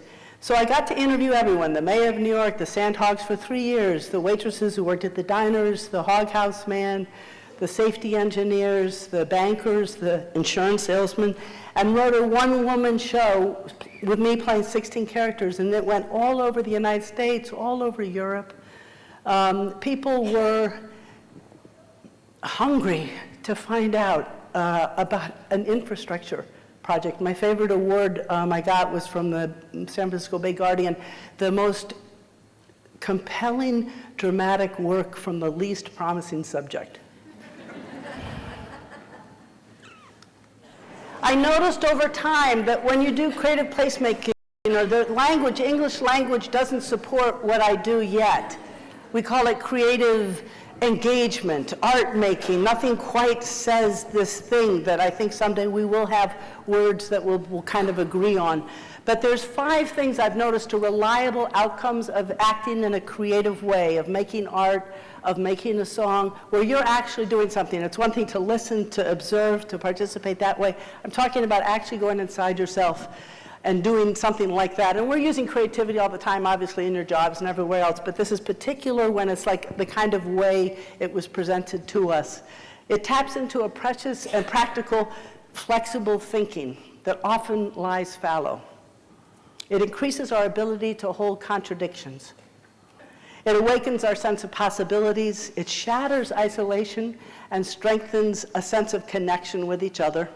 It inspires not only new ideas, but actually inspires the kind of courage necessary to take the risks. And I want to say briefly for those of you, if you raise your hand if you have anything to do with municipal government, especially if you're in it. Okay, great. Take a look around, everybody. First of all, I want to thank you for the service, really. People say that to vets, and rightly so, but thank you for your service. Municipal workers, municipalities end up being kind of target zero for most people's gripes about many things, and that changes how effective they're able to be. Even back in 2003, when I started talking publicly about this idea of bringing creative engagement to solve non-arts-based problems in municipal government, even then it seemed we were headed into quite a rocky time, and that federal government, state government was going to stumble in significant ways that we hadn't seen in quite a while, and really forcing local government to deal with issues and handle things that were way, what do they say, like out of their pay grade or something, but anyway. But but it would definitely levels of stress that would dramatically deter action. In Maine, which has 1.3 million people total in the entire state, city managers, town managers are getting fired, quitting without notice, left and right. It's really changed even in the last 3 years. And city councils are finding themselves unable to move forward. I think it requires our immediate attention as best as we can. So I started Art at Work, long story, not going to be told, but I got to start it with the city of Portland in the city manager's office in 2007. And I was there for 8 years with mostly national funding and got to see sister projects, related projects in Holyoke, Portland, and Boston, and New York City. And I'd like to tell you it's a national initiative to increase innovation and strengthen municipal and community resilience through arts projects with municipal staff, with unions, with politicians, with residents and neighborhoods. There's a lot online. There's a site, artatwork.us, and just a lot available, including videos and stuff like that. So this slide could have really better been named Basic Tips, How To. And so I'm kind of throwing this into a talk just because I know there's something about you just getting the basics and then you're going to take it wherever you take it. If it and so I wanted to just tell you the seven ways. I start with outreach. I start with evaluation, because how do you talk to municipal and elected officials who are very intelligently risk averse about an arts project? And so I start with a magic wand question, which got Villaraigosa, the mayor of Los Angeles, then got his chief of staff, who had just come in to tell me she didn't have time to meet with me, actually, to sit down and talk nonstop for 20 minutes. You start with evaluation. You ask them the magic wand question. We're not getting a chance to ask each other reflective questions and really listen, and that's core to what I do, is listening. So you ask them, if you had a magic wand, what's one thing you would like to see go differently, right? What's one way you'd like to use it? And then you just listen. And people get a chance to use your attention and whatever else you're bringing quietly and silently, and they get to think. And they think better when it's two minds, or even more than two minds. It doesn't mention art at all. It doesn't bring in creativity. People actually get to identify what they can tell isn't going well and they'd like to see go differently. And then you make a commitment. You get them to make a commitment. You identify on goals. You'll see more when you see the specific projects, kind of how that tumbled forward. But you identify and agree on goals. So it's very goal-based, right? So it's not so much about like, we're going to make paintings, we're going to make collages, we're going to make poetry. It's saying we're going to, and we'll say more on that. Then you design like the who, what, when, and where, and that's all just filled with rich opportunities of like, how do you not just work with the management? If you're working with a school, how do you engage the teachers union, right? How do you, if you're working with the police department, how do you engage the union and the staff management and the administrations, right? Think about the whole as widely as you can and then make some decisions. And is it poetry? Is that the right thing? Or is it storytelling? Or is it photographs? Or is it an actual performance? And you make listening the key ingredient. You create art, and with equal emphasis, you create relationships. So you're always thinking about how is it going? Are there opportunities to actually have people connect, either through listening exchanges or through an opening circle or a closing circle to say, how was it, or one thing you're leaving with. What are the ways that people can actually glimpse who each other are really? How brilliant, how smart, how silly, how odd. Then you share, and this is a big thing. You figure out, how can what we just did here get out? Is it posters? Is it on a blog? Is it on a radio spot? Is it an art exhibit in City Hall? Is it in an elevator? We did a bunch of posters in elevators in city-owned parking garages, because there's a spot, right? You're there, you're in it, And then you sustain it. And this is a big thing. In the evaluation, you plan for an evaluation at the end that isn't as much about checking off boxes, but it's actually driving and cementing the goals you had in the beginning. So there's a lot of referencing back And I'll say a little bit more about that when I talk about a project. But I think that kind of evaluation is huge. So yes, you need to know how many people and where it went and all that kind of thing. But there's a way you can create an opportunity in an evaluative experience where the individual actually crosses over from having done something to realizing what changed for them, right? So quick spin through some projects. Thin Blue Lines. When I got there, the police, I was just meeting people, and like I said, nobody wanted to meet me. And so I just kind of like listened a lot and figured out to go and just be and try to be a positive, presence. And I learned over the first year that the police department in Portland, Maine had historic low morale. No one said anything about the union president that didn't involve foul language and disparaging, attitude and comments, from the command staff to the union members. This is not going to work out well, right? I mean, you all know that, and it certainly hasn't worked out well in evidence across the country in the last several years. Something important is being revealed, but I guess I feel that way about the whole country right now. But anyway, something important is being revealed that needs to be revealed, because you can't solve a problem if you don't acknowledge it, if you don't see it for what it is, right? But historic low morale is not going to work out. And it's also not going to work out for the officers, right? That's not a good thing. That's not a good way to feel. They're doing incredibly intense, demanding work. And so, against my better judgment, I decided poetry was the right thing. Poets have to be keen observers. They have to write a lot, and cops have to write a lot of reports. They have to understand there's always two sides, and the cops told me this, there's always at least two sides to every situation, and that you can't pick. You have to stay clear. And they have to go forward when they're scared. I think poets do, right? And there's a brevity, there's a quick analysis, and there's kind of like you go for where the heat is.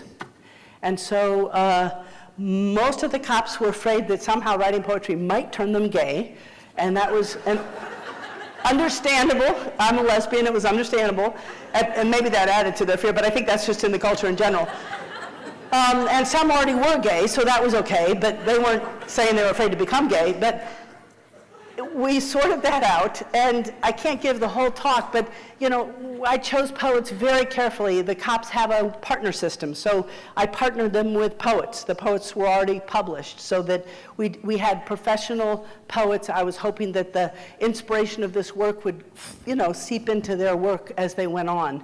I'm not sure it did or not, but we worked with over 75 artists just in the first few years, local artists, which was wonderful. And so they were partners, and again, discipline, a story to be told. Some of the outcomes, and I didn't really include them all, but there was a new union president, and the old one was treated with respect, lost the election, but was treated with respect, which is important. Serving is not easy. There were posters, and 83 of the audits, Kellogg Foundation, which some of you probably know, sponsored an evaluation, and 83% of the officers who participated reported that it had significantly increased their morale. What was even more exciting was the next year we did it again, which was not expected, and 3 times the officers volunteered to write poetry, and 3 times the officers volunteered, different officers, to be the photographers. And so they were all partnered with photographers as well. So.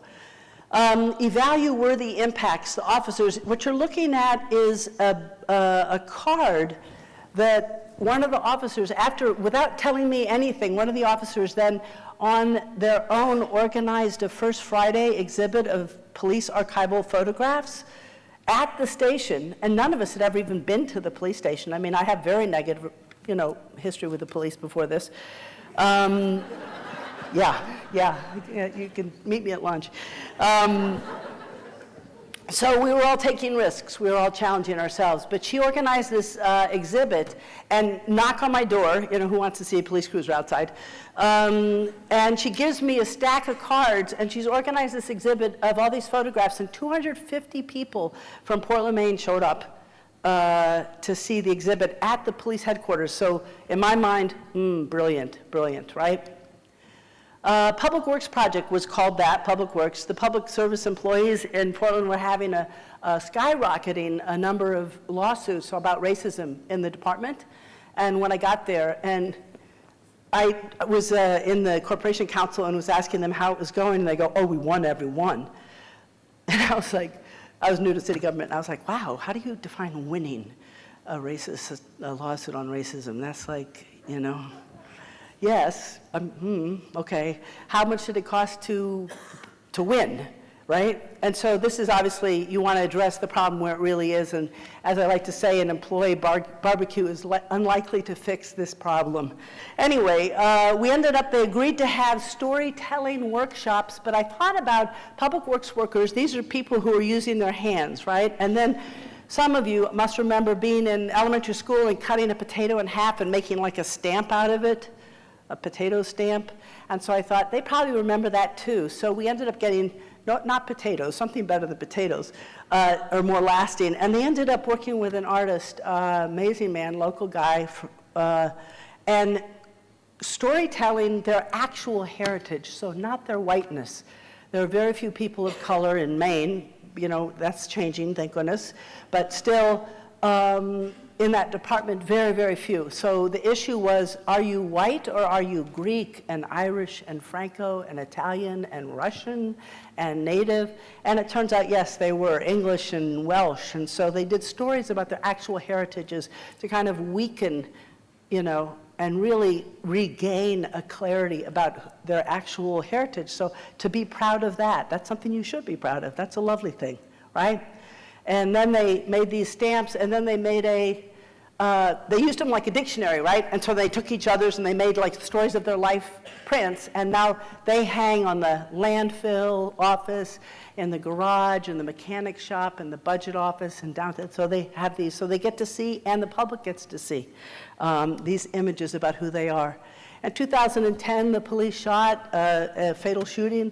David Okot, a Sudanese man who did have a gun at the time.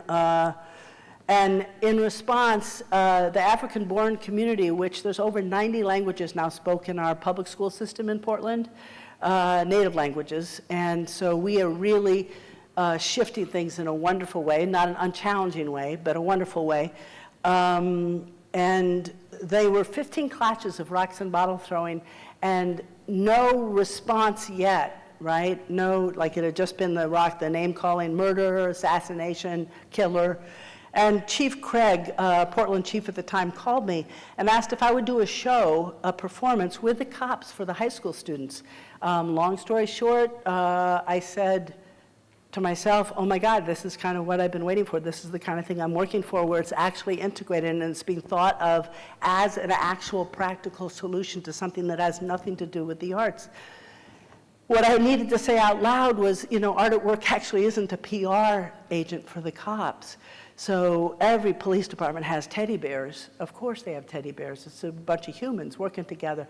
I said, so I need your help and permission to work with the officers more likely to cross a line in the wrong direction if we're going to actually do the project, for me to spend that kind of time.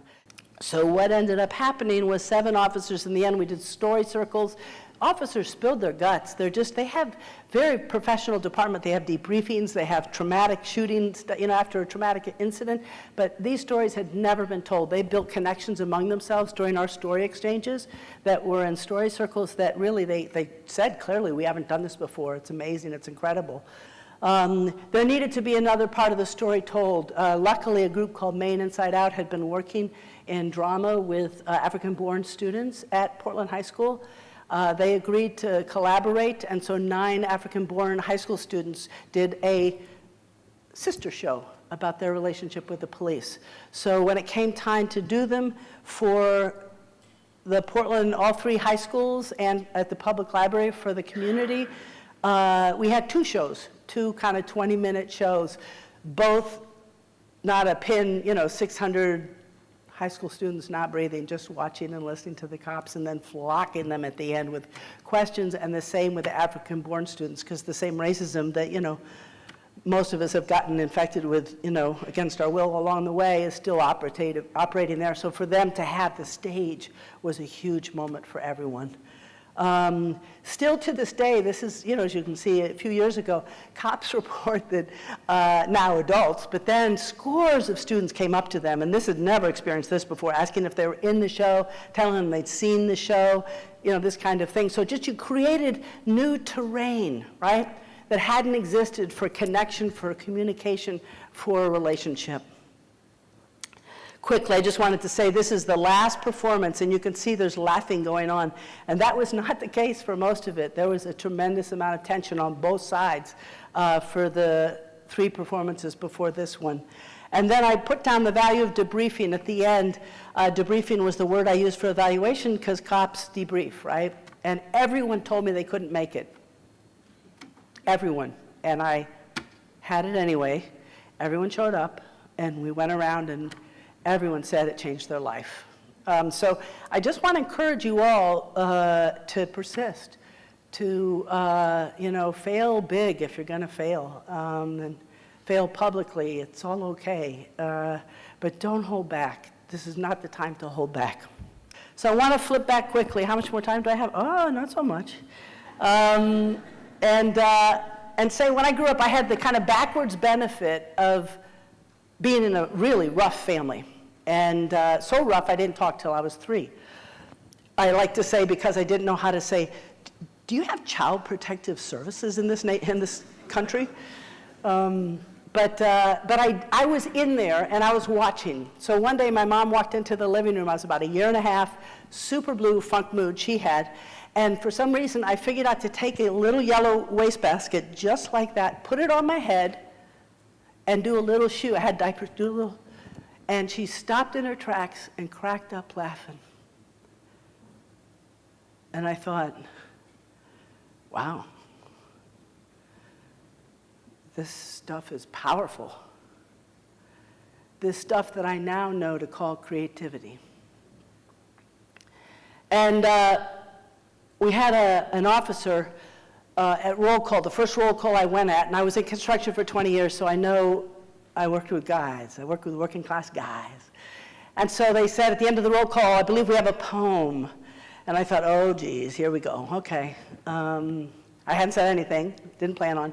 This guy slowly walks up in his uniform, slowly turns around, slowly pulls a piece of paper out, slowly unfolds it and starts. My eyes are blue, the sky is blue, my uniform's blue, my cruiser's blue. My balls are blue, my balls are blue. My balls are blue, my balls are blue. It had several verses. And I knew my time had come to speak. And I said, nice, good, nice. There's something called warrior poetry. I said, the Beowulf, other things. I said, it really fits right in there. I said, the chorus could use some work, I think. But other than that, nice job.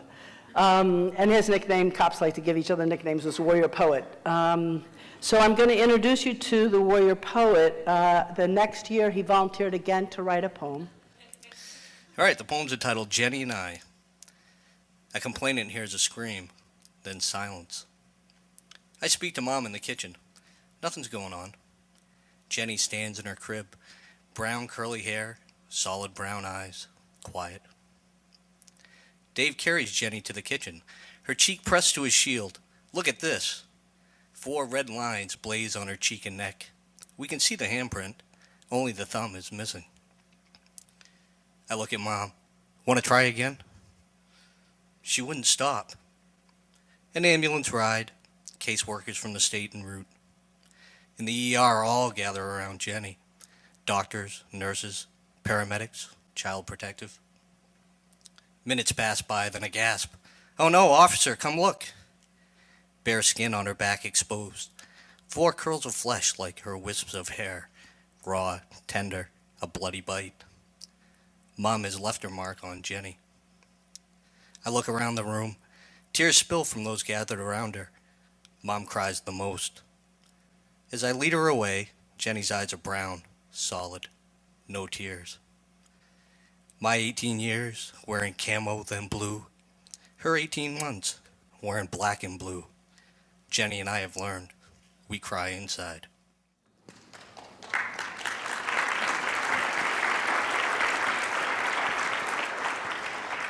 What does it mean for a community to know their cops wrote poetry? What does it mean for the cops to get to write poetry, to get to meet the community, to refuse to go to a public library poetry reading that they'd never even heard that was a thing, and go after 3 months of the poetry calendar's successful publishing? It took 3 months to get them there, and see over 200 residents pack the room to hear what they have to say, and almost all of them stay after for a civic dialogue. We broke into 10 groups of 20 each, where it was led by the poet and facilitated by the poet and the cop. We need each other. We really do. And this is a real way to get back to the contradictions, to the connections, to the hopefulness, to the muscular engagement that our times are asking us to do. Thank you. For me, art as placemaking, it's wonderful when people come and visit me, like friends, family. I can go around town, not only show them like the restaurants I like or parks to hang out at, but like, oh, this piece of sculpture, I did that. And then I think it just helps, solidifies that identity of being part of the community and part of the city. And so especially this year's piece, ending up in Rio Town as a permanent public installation. I can drive by it, I take my friends there, they're like, oh, people call me like, I was just over at Record Lounge and saw your piece again, and I love it. So it's just really cool how it engages. I think art, especially now more than ever, is really a great unifier in our communities. So having public art that people can identify with and know the artist and talk about the art with the artist is just a very important part of culture today. So this piece here, when I did the Scrapfest competition this summer, has 80 butterflies that are much smaller than this. And I just recently did sculptures and competed for the Dearborn Sculpture Fest, which they're doing their inaugural event this year. And so I've kind of enjoyed learning how to make butterflies and do butterflies. And so they asked me if I could bring a piece today, just to kind of have here. I wanted to do something that was kind of a similar style to the Scrapfest piece from this summer, but was still large enough to engage people. And hopefully people are coming in and taking their photos with it and, interacting with it. That's what I always try to do with my art, is make it so, like, kind of those photo opportunities. I think that when you take that out to placemaking as a whole, that's what engages people. I always think of when people go to Chicago and go to Millennium Park, they'll go Cloud Gate and like, oh, there's the big picture and their reflection and this and things like that. And so it's like, it engages people. So I want people to come and interact with it and have that photo op, or, they say, oh, this would be really pretty to take that picture with. So I hope people are doing that today, but I know they're doing it in Rio Town, so we'll see about this. I think the event's great. I've been inspired so far. It's always great hearing from a variety of people and different projects that people are doing to engage their communities. I think it was really interesting, the keynote speaker, Chris, of just hearing like the important aspects of how different communities are rated. And so I think it's, as an artist, it makes me look at where is our community lacking and how can art that I'm making or doing or being a part of contribute to the growth and success of the community moving forward. Well, welcome. This is my second year coming to the summit, and last year I had the privilege of sitting and attending. I thought it'd be really great to be able to get up and talk about my views on placemaking someday. And earlier this year I had called Megan and said, hey, if there's anything I can do to help with the placemaking summit this year, I don't care what it is, I would be more than willing to do that.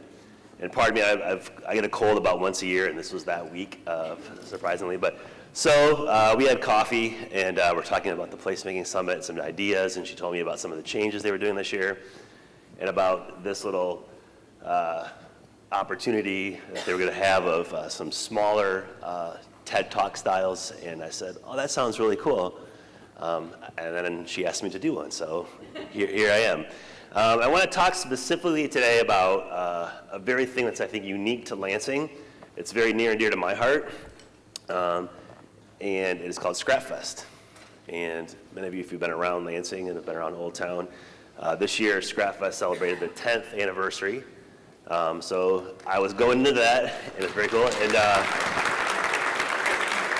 one of the great things about about this event is that the way it was started, it was so grassroots. Like David Such right here in the front with Render Studios, had this idea, goes over and talks to Friedland about, hey, I have this idea. I was watching the show, Junkyard Wars, and the way ideas spin. And so, although my title is called The Butterfly Effect, it's also the Scrapfest piece that I did this year. And the reason I am so passionate about this, I think this really reflects, the concept not only metaphorically, but when you look at how a butterfly comes to be, you look about that process, it's a pretty amazing thing. And I'll talk about that a little bit as I get into it. But the butterfly effect, and I remember seeing a movie called this, and first hearing about this thing called chaos theory, but it says that, it's been said that something as small as the flutter of a butterfly's wings could ultimately cause a typhoon halfway around the world. And it's this idea that one little butterfly in a location, and I like to think that all of us in this room today, when we take information and can go from here, can all be a butterfly in our own way. We're all gonna go and start something. It may seem insignificant, it may seem small, but to think the idea that a butterfly or a group of butterflies in New York City, by fluttering their wings and taking off together, changes something in the airstream that across the world affects the weather to be something as big as a typhoon is pretty huge. This is a picture here of the process of when a butterfly becomes a butterfly, right? You have the very beginning, we don't see it crawling on the ground, but we have a caterpillar, and it goes into this chrysalis, and through some amazing transformation comes out the other side, monarch butterfly. Has anybody ever been to the Meyer Gardens when the monarch butterflies are in full effect? It's a pretty glorious thing to be a part of.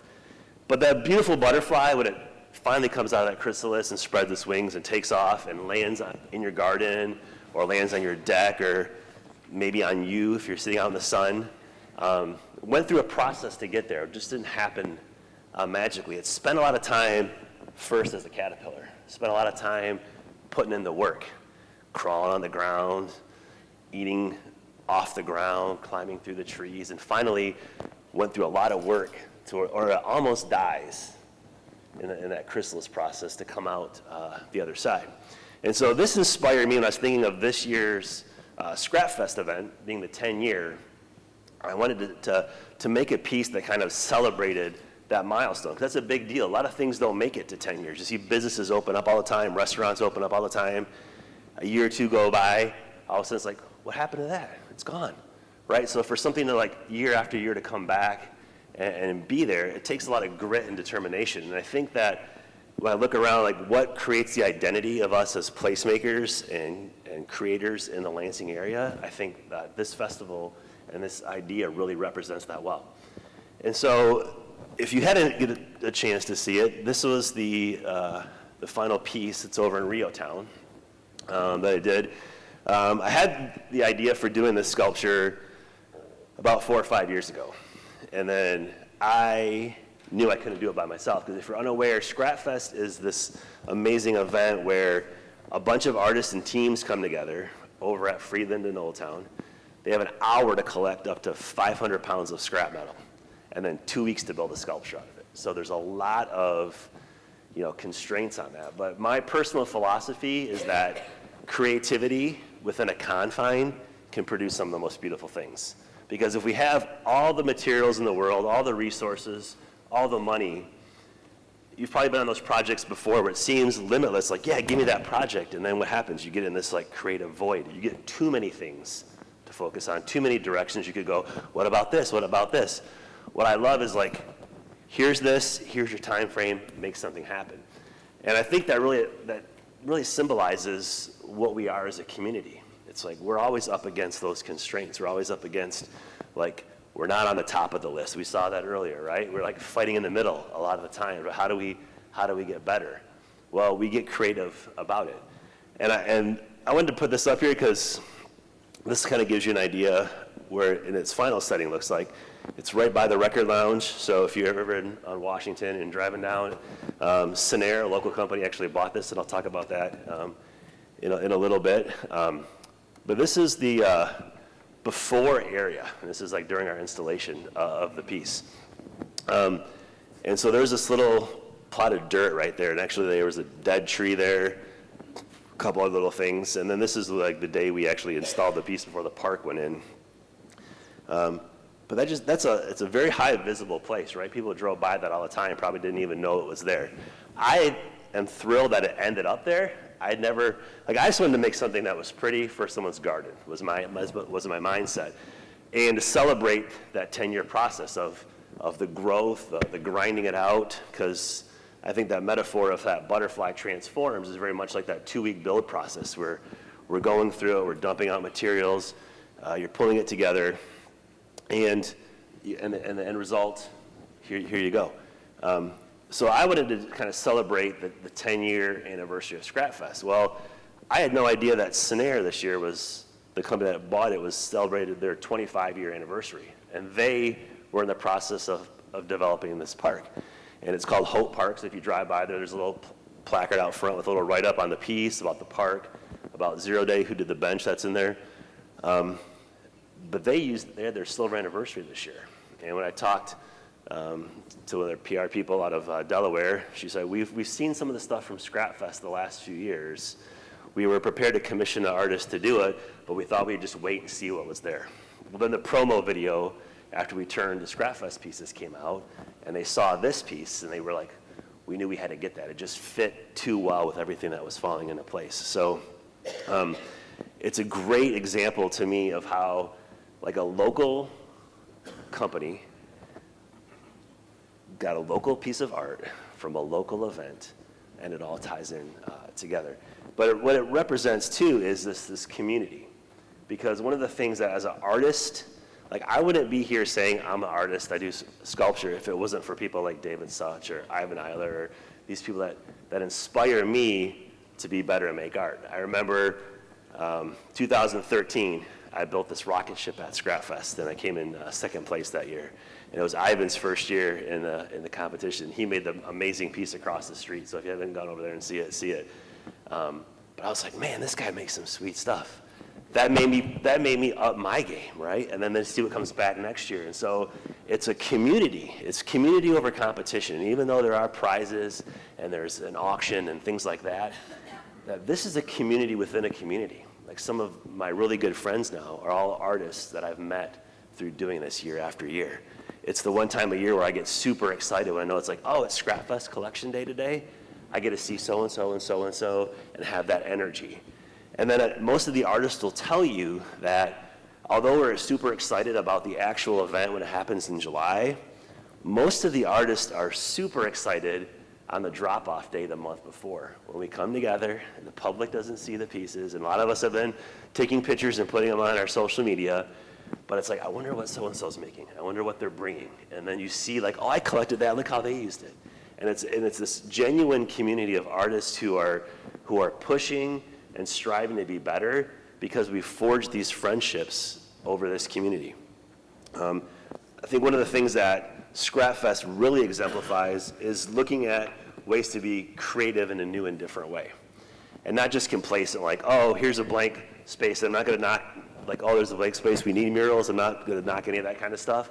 But there's new things that need to emerge in our communities all the time. And I think what Scrap Fest has done is it's looked at a way to, like, how do we engage something that goes back to our roots, you know, that like this is a car town. Like, we have state government here and everything else, but we're also a real blue-collar town. And this really exemplifies what we are as artists, is that we have grit. Like, we dive in, we get our hands dirty, literally cut ourselves, burn ourselves, do these things to create beautiful pieces for the people to enjoy. And that's what thrills me the most about this piece is that it's in a location where people can enjoy it. Last year, the piece I did, I went to a private home and it looks beautiful there, but you know, that doctor and his wife and his family get to enjoy that on a daily basis, but people I know don't get to. One of the things that I've learned in terms of the creative process through Scrap Fest, it brings me back, I'm always reminded, one of my favorite movies is Apollo 13. And I lived in Houston for 3 years when I was a kid, and my dad worked a lot with the Space Center, so we had astronauts as neighbors and friends, so I really got into NASA and space culture and all that stuff. But what I love about that movie, there's a scene where, you know, they're in trouble, right? They're already past Houston, we have a problem. Things are going bad quick. And they have broken things on the ship. And as engineers walk in with a whole box of things, and they dump it on the table, and they say, we need to make this from this, because that's what they have up there, right? There's no outside thinking. So it literally put them in a position where, like, I have to make this, I have to survive, right? And I think that, again, creativity within a confine pushes you to make that much better of a thing, right? It pushes you to say, how can I use this in a different way? How can I look at this from a different perspective that nobody else has before? How can I go into a scrapyard and pick up a piece of rebar that is made specifically for its main use is to make concrete strong when it's poured over and covered up? How can I turn that into a vine that butterflies now sit on, right? That's what it pushes you to do. And of course, a little bit of chaos in the mix helps as well, right? I think there's something that's very exciting and exhilarating when you're put in that moment. You have to respond to action, right? If you're like me, like most creative people, like I have deadlines for things, but when do I do most things? If I know I have to have a project done, Ivan will tell you this too, right? You know it's due on this date. When do you do your probably most crazy, busy, but also your best work is when you're up against the 11th hour, right? Because it just drives you. And you're like, I have to get this done. I put those constraints on myself. Like I have a project that it's due tomorrow. I got it done last night because I knew it was going to be here today and everything else. But I make trophies a lot for events, and so I was like, I knew about this weeks ago, right? But I put it on my docket for Wednesday, the 3rd, right? I know I can probably do it in 2 or 3 hours, but I'm thinking about it the whole time, right? So I'm not just doing it at that moment. It's like when I used to paint a lot of murals, I go in there and whip them out, and people are like, how'd you paint that so fast? I'm like, I've already been painting in my head for like 2 months. So it's just flowing out, and it's just a different type of flow. I want to show you and just kind of close with this slide here. This is my grandma and me a couple weeks ago. She's 91. She lives in Manistee, and she hasn't been down to Lansing for probably 2 or 3 years. And so my aunt and uncle and my grandma knew I made this piece. They've seen all the pictures. They knew that our team came in first this year, got the People's Choice, yada yada. That's whatever. But she loves butterflies, right? So she's like, I have to come down and see that piece in person. And this is where the full circle of why creative placemaking pieces in the community are so important. My grandma and my aunt and uncle drove down for Manistee on a Monday morning. I got out of work, took my lunch break around 12:30. I said, I'll meet you over in Rio Town to look at it with you. So they get down, of course, super early, like 11:30. So what do? They go over to Blue Owl Coffee. My mom, my dad, my aunt, my uncle, my grandma, it's 5 of them, go over, have coffee at Blue Owl. I get down there, I get a coffee with them, right?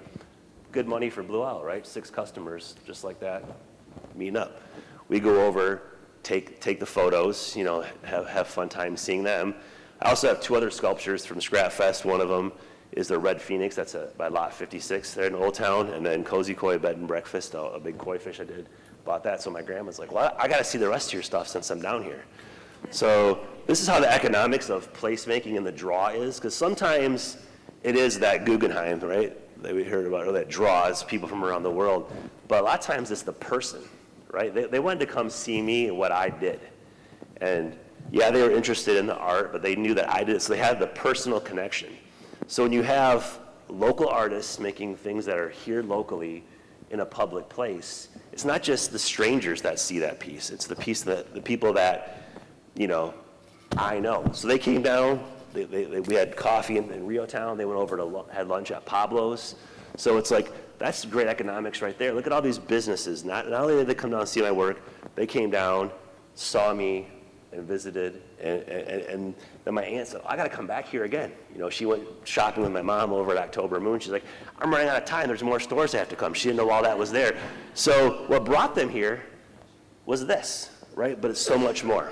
And so I just want to close in saying that we all have the ability to create change. I believe that community, creativity, with a little chaos and a little collaboration is what creates our culture here. And we all have the opportunity to be our own butterfly today. So when you leave here, make sure you walk out those doors and flap your wings as big as you can and make a change in our culture. Thank you.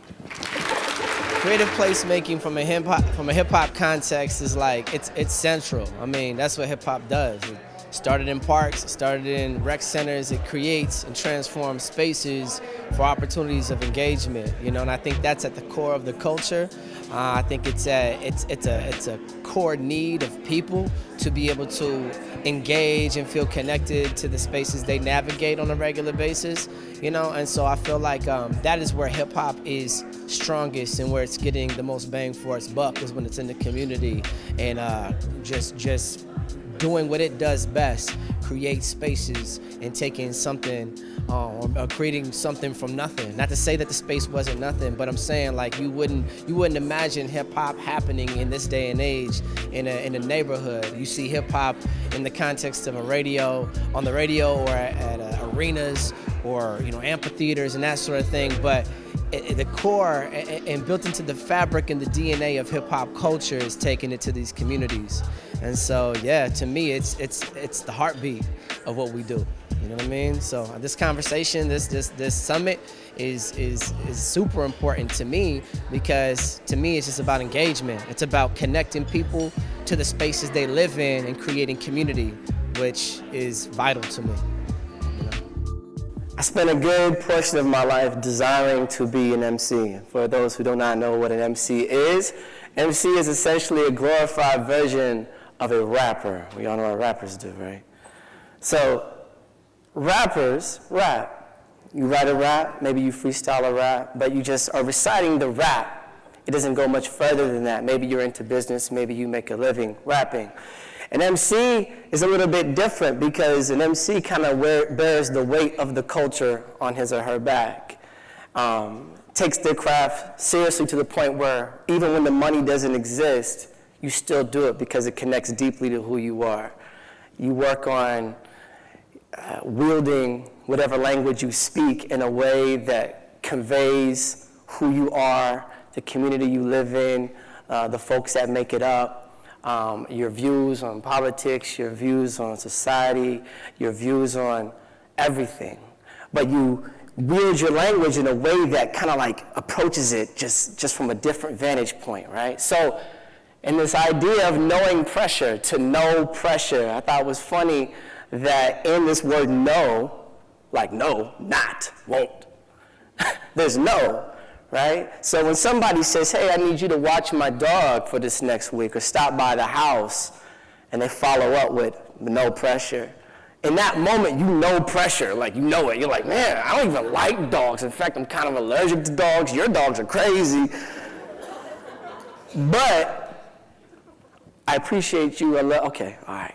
If you're like me, I do it, But in doing it, not only am I going to go in and like, feed the dog, and here you go, whatever, change the water.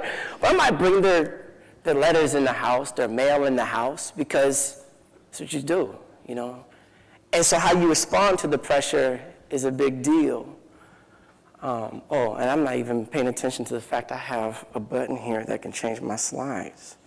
Let's page down. There you go. All right. So, hip hop, the culture. I remember growing up, and I'm loving it. I'm thinking this is so great, it speaks to me. This is it.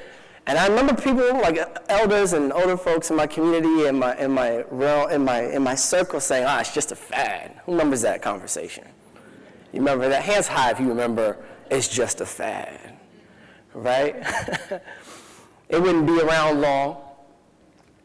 And in its humble beginnings in the South Bronx of New York City, early 70s, right here. In fact, they claim this place is to be one of the, pretty much the birthplace of hip hop. 1520 Sedgwick Boulevard with Kool Herc playing music in a rec room, right? But before hip-hop, there was no hip-hop. It was just funky music, hard funk breaks. It wasn't disco, because disco was the equivalent of commercial music, what was happening. It was more along the lines of what they were listening to at home, the James Browns, the Sly and the Family Stones, this sort of thing. And this DJ would play it out in public spaces or in rec rooms, and it just had this magnetic energy to it where people felt that. They felt that they wanted to be close to it. So they show up and they'd participate, right? But one thing they didn't account for as hip-hop began to grow and develop that built into its DNA is this response to pressure. And it speaks to human resilience in a way that is quite brilliant. So in looking at hip hop and saying, how long is it going to be around? It's just a fad. They didn't take into consideration that this culture would later be a platform for, regardless of where you come from, what your language is, what your socioeconomic background is, we all face pressure. And in that pressure, hip hop is a perfect platform to be seen, recognized, noticed, to tell your story, to speak your truth, and to engage, right? And so all over the world, hip-hop exists in every language. You go everywhere, and it's there. So it was not a fad. It was a platform. It was a vehicle for those who were experiencing pressure in a real way and needing to articulate and speak to that. Much like the blues, we feel like a lot of ways we saw some of the best art is created out of this tension, this pressure. I like what Andrew was saying, within the confines, within that pressure, you have to dig a little bit and figure out, what do I believe? What do I believe on this? And how do I articulate who I am through this in this way? And there's a lot of different, compelling, components to hip-hop, the beat, the drive. I argue when I teach classes, I say that beat we have a beat within us all the time. There's a beat. We as humans are drawn to beats. We are drawn to rhythm and repetition, right? And hip-hop kind of like captures that. Hip-hop music, rapping, MCing, it captures that. Speaking rhythmically, utilizing rhythm and repetition to articulate an idea and approaching language from a different vantage point to paint these pictures. Fill in the blank. Don't push me, cause I'm close to the I'm trying not to lose my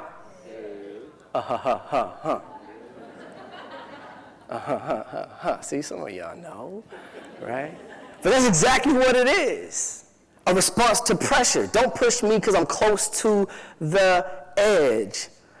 I'm trying not to lose my head. Hip-hop spoke to that in a real way. When you think about the South Bronx in the early 70s, post-civil rights movement, you have a city that is in flames. You have a city that has low oversight, that has not many, resources in which you would recognize as being valuable, but there were. There were diamonds in that. There are diamonds in that pressure. In fact, pressure produces diamonds, as we know. But all over, from this place, a place that looked just like this, would go on to create a brilliant platform for the rest of the world to participate in, regardless of where you're from, right? That's amazing. So we talk about pressure. I believe there's 4 ways you can respond to pressure, 4 basic ways. So one way is you can ignore the pressure. You can act as if it doesn't exist, self-medicate, whatever we do when we face the pressure. We can cave under the weight of this pressure. We could just forget it. I want to run. I'm out. I don't want to deal with it. We can accommodate this pressure so we can do the bare minimum that's requested of us. I could simply let the dog in or change the water, let the dog out and leave. Or we can elevate and go beyond the expectations, even when there aren't any. Sometimes there aren't any expectations. But in hip-hop, there is built into its DNA, built into its fabric, is this elevation, where it becomes not only about survival, having a space to really, really pour out the inner workings of your life and how you're viewing your society and how you're viewing your own circumstances, to pour that out, but to make a sport out of it. Now it becomes about challenging myself to be better, to challenge myself to be the best MC I could possibly be and make a contribution that's significant. As a b-boy or a breakdancer, to condition your body, whether that's in, or physically, emotionally, mentally, eating right, this sort of thing, so you can perform at your best. So in that, you see hip-hop taking its confines, and these communities taking the confines and doing something creative with it. Let's take this and make something beautiful that speaks to us. Transforming public spaces into party spaces and spaces for engagement. It's all built into the framework of hip-hop. I grew up in the Pacific Northwest. I am a transplant to Lansing, from Seattle originally, and I am the byproduct of an interracial relationship. Many times growing up, I didn't feel black enough. I didn't feel white enough. It was kind of like in between. I was who I was. I was just me, But there wasn't a flag for that. There wasn't like I had some other friends who, I'm like, do we come up with a flag? It'd be nice to represent a flag, right? Like, what does that flag look like? Just black and white, like it's just, But when I stepped out into my community, I got involved in hip hop. This is what my community looked like. And up in the upper left-hand corner, when I still had hair, that's me and one of my crewmates. But, we had Filipino MCs and b-boys and graffiti artists. We had Hispanic, we had Jamaican, we had Caucasian. It was just like, it was everybody participating. And the emphasis wasn't your ethnicity, although that's important, and we celebrate that in our music and in our lives. But it was more or less, what are you bringing to the table for hip-hop's sake? And you engage, are you participant, are you active, what do you do? Because it's cool either way, as long as you can vibe with us and appreciate this. So, after spending many years traveling and doing hip-hop music as a vocation, when I landed in Lansing, I decided that, I had to start having a family. It wasn't about being on the road as much anymore. It was about being home, in my community, in my family. I'm not going to lie, the first couple of years I was trying to get back. I was trying to get out of here. I was trying to get out. And due to a few different circumstances and scenarios, I had family here, I had support here, I had community here, and I could afford a house here. That was amazing. So all these things kind of tied into me. Okay, well, I'm going to make this my home. Start looking out and seeing other creative people and them feeling that too, like they want to leave, but I'm like, well, don't leave, I'm here, and I want to be, we should all be here, let's all be here. I'm talking to my friends, the different artists who are like, I'm going to go to Chicago, I'm going to New York, I'm going to go to Miami or LA. I'm like, stay here, let's build here. I think we could build here. Why go and be a part of something that's already existing when we can create something here together, right? It takes a lot of hard work and dedication, everybody in this room knows that. So we started All the Above Hip Hop Academy, where we mentor youth through artistic expression. We support the artistic expression. We serve our community as a hip hop cultural resource. We mentor youth, and we engage our community through this culture, So we Build 517, hashtag Build 517 is something that we claim and we're a part of. And this is some of the stuff we do in the community, from partnering with MSU to different neighborhoods, doing classes and programming at different schools and whatnot, providing these spaces, transforming spaces, creatively transforming spaces into opportunities for engagement, which hip hop does so well and so beautifully, so articulate. A couple of the things that we do in the community every Saturday at the Blue Owl, we host an event called Beats and Brewers. It's just playing beats and opening the microphone to young, creative people, young, aspiring MCs, poets and breakers and folks who are looking for a regular touch point to engage in the community outside of classroom spaces, which I feel it's important for us to be able to engage and find that and use those angles to connect, but invite them into the community to experience hip hop the way we experienced it growing up.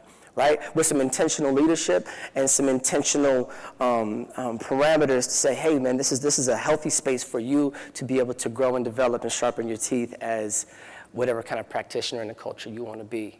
So we do that every Saturday. I invite you to come out. And we do a multitude of things. Oh, I'm missing a picture there in the corner, my bad.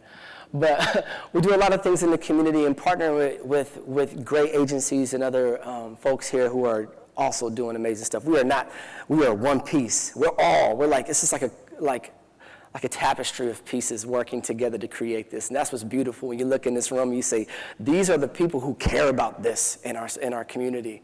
It's important, and I'm just so honored to be a part of it among y'all, honestly. So when we're out here doing what we're doing, we're thinking that Lansing is like a minefield, right, or a diamond mine, essentially. We're utilizing the pressures that exist in our community to mine these diamonds, to find and mine the diamonds. Sorry, I couldn't help it. It was like, put the diamond in the mine, because it's a diamond mine. It's mining the diamonds. That's the wordplay. I don't know, but they're brilliant minds among us, like walking around the city here with us, these kids that we get, and we start working with them and helping them to articulate their thoughts and ideas and get them to write their story on paper and then put them in front of a captive audience to share their truths and to tell their stories. It's amazing. It's like, that's crazy. And to see the same excitement that we had growing up when you engage and taste that for the first time and seeing them come alive, that is transformational, right? So I invite you all, I got 39 seconds left, man. I invite you all to join us. We're all part of it. Come out to the Blue Owl, support these different endeavors in our community and give, just give. Because in that pressure, you can respond one of four ways. And I say we elevate, I say we take it. We don't just do the bare minimum, we do above and beyond. Much like the Arts Council is doing with putting these things together and all the partners that have been a part of this. Just taking it to that next level and giving out of the resources we have, but no pressure. Thank you.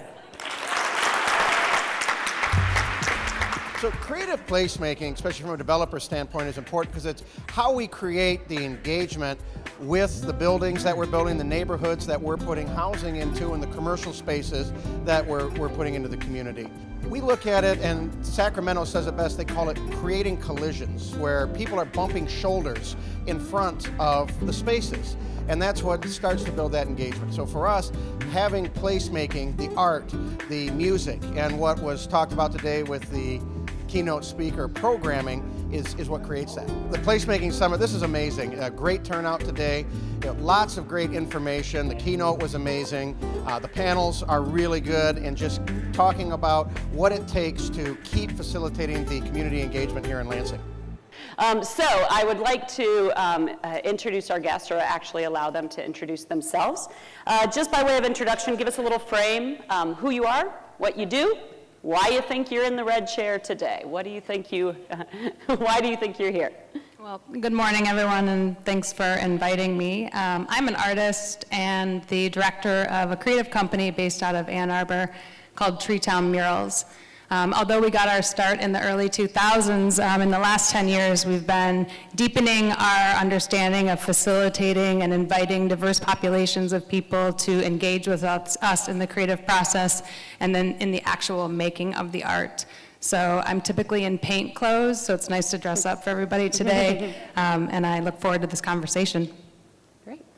Hi, I'm Kate Snyder with Piper & Gold Public Relations, and we specialize in working with government agencies and nonprofits to help them make an impact in and with the communities that they serve. So community engagement is a huge part of what we do from the standpoint of helping figure out how to do it and creative ways to do it, and then also analyzing it and using that feedback to make a genuine, authentic impact. So my goal in participating today is to bring some practical and real ideas and get to go beyond just the why you should do community engagement to the how you can do community engagement. Yeah. Brent? Hello, my name is Brent Forsberg. I'm a local developer here in town, and sometimes I get the question what my platform is, and people start talking about computers, but I'm in bricks and sticks and mortar. So I'm really excited to be here and part of this. Community engagement is at the core of what my business is. And here in Lansing, I'm part of a group called Urban Systems that's working on some projects downtown, and then under our TA Forsberg out in Meridian Township, we have some projects going that really, our company's mission statement is enhancing the quality of life in the communities we serve. And our vision is building holistic, vibrant communities. So everything we do starts with that, and we're excited here to talk about how the engagement process works with us, but also some of the things that we're doing a little bit different to take some of that negativity out of the development process, because we bring a lot of change to neighborhoods, and change is scary. So we're excited to talk about that and what we can do and some of the things we have done that we feel is great for the community. Great. So Brent, I want to follow up a little bit on what you just said, and this is building off a touch of our preliminary conversation, but I do think it's an important piece. You made a note about what the developer is working from. I'm trying to give you the reflection back to your, hopefully you know what I'm asking you, but when you come into a community and you are executing on what is already laid out for you, there's a bit of an understanding that the community voice has already been there. And I just want to flesh that out a little bit. Yeah, as a developer, when we start looking at a project and the feasibility, the first things we're looking at is the zoning code. Then we're looking at what are the building codes in the area, and looking at the city's master plan. And so we're coming in with this understanding that this has already been vetted, that what we're bringing in our projects, if it's conforming to those uses, makes sense, and that people are generally excited to have it. So we go through the process of setting up the public hearings, putting the signs out on our property to notice, making sure it's in the paper, working through all the public notice process to be as transparent as possible. And then we get through a couple meetings that nobody shows up, and then almost inevitably, when you're ready for your vote, here come the pitchfork and torches. Everybody's upset because we're at the vote. So we're looking at it, and it's, from our standpoint, it's like, okay, well, we've done everything we're supposed to do. We've followed the public process that's been put in place. We're following a master plan that hopefully has gone through a process, and they do. Lansing spent years working on theirs, and so did Meridian Township, and they're doing a rewrite on it right now, and getting that community engagement. But yet, people show up and say, well, we didn't know this was happening. Why is this going here? I've been staring at this vacant parking lot for years. I don't want a big building there. So it's important, and that's one of the things that we looked at is, okay, can we do something as a company to take some of that disruption out and get back into to try to build better engagement so people are aware.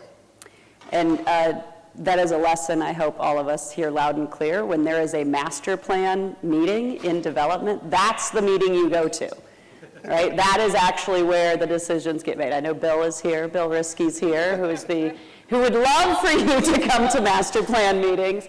And again, it speaks to why we have to have technicians working with community engagement specialists so that we can get people to the table upstream in the conversation, and to we want to bring the pitchforks out much earlier in the process when we can actually move things around, right? That's where you want those pitchforks to be. So I just wanted to make sure people had that frame just a little bit.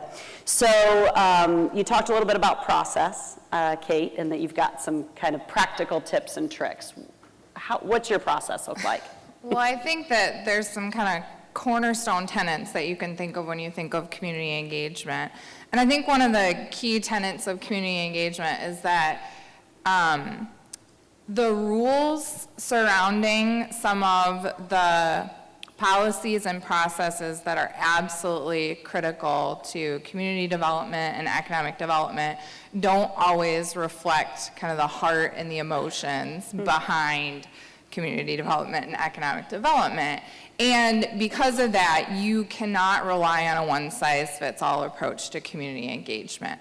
A public hearing works very well for some people.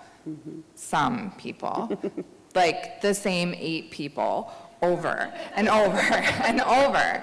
And so while that is an effective tool, and it's one of the rules surrounding community engagement as it relates to a lot of the things that govern how we build cities and towns, it's not the only solution. And so you have to think about, how do you create something that people want to be a part of?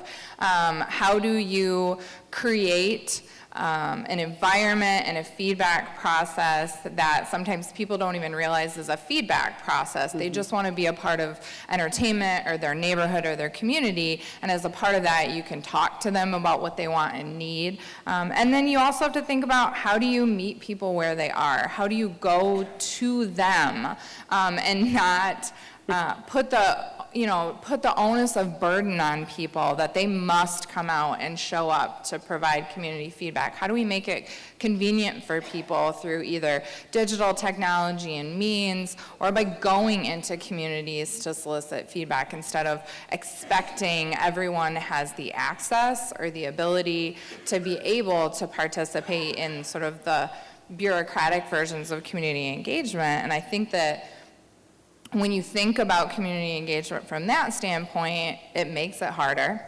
It takes more resources, but it also helps to ensure that it's more reflective of the community and that you do actually get a broader depth of feedback from people.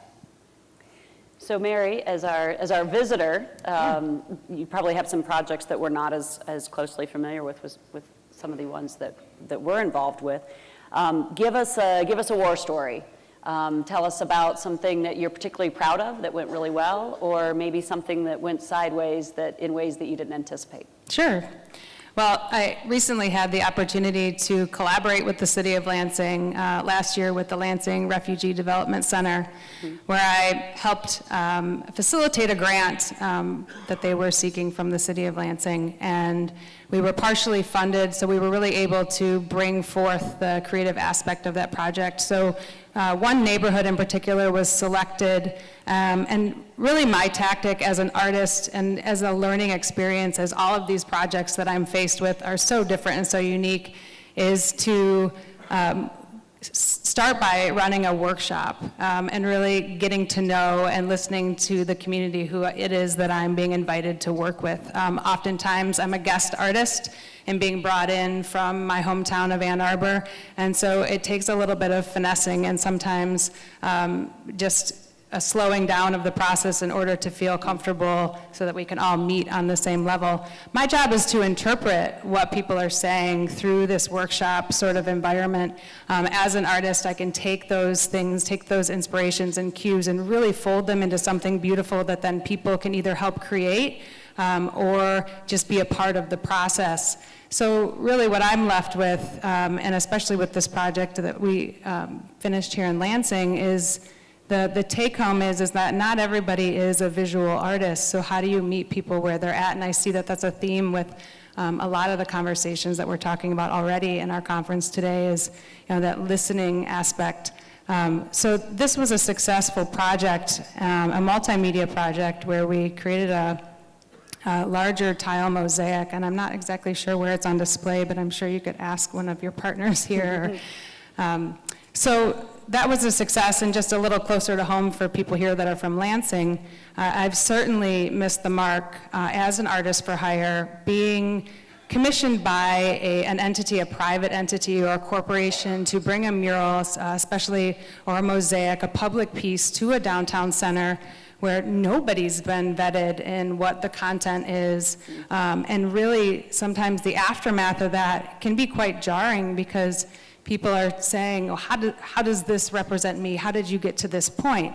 So there's a difference between projects that I receive, my company receives, that are from corporate or private entities versus grant-based entities. So I kind of weave in and out throughout the process and have been learning as I go, and really trying to address the concerns as they come up and own it, and really say, well, how can we do better, and how could we have represented your community better in this project? So it's going head to head and face to face with the good and the bad as you go through.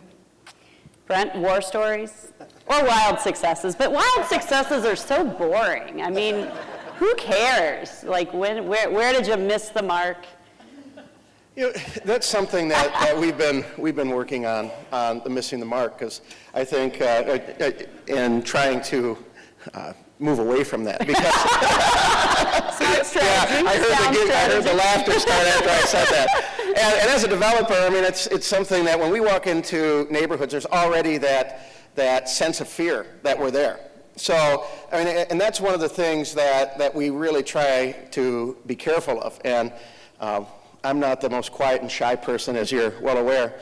So being able to make sure that listening to the neighborhood and getting that feedback up front. And you know, my first 10, 15 years in the business was spent, we followed the process, and we were doing a lot of it. We've always done community engagement. We've always put in amenities in communities. My grandfather was doing that before it was even a thing in the 50s, of amenities in neighborhoods. So that's always been a culture that I've been a part of, but really getting into what do people want in the neighborhood. So I think as far as the missing the mark piece of it, going through just using the public process and just thinking that everybody likes this because that's what's supposed to be there was one of the things that we sat back as a team 5 years ago and said, you know what, we really need to address this because it's not fun for us to walk into these meetings and just come out, you mentioned at least once a month crying, but coming out of these meetings and just feeling beat up, like, wow, nobody wants us to be here.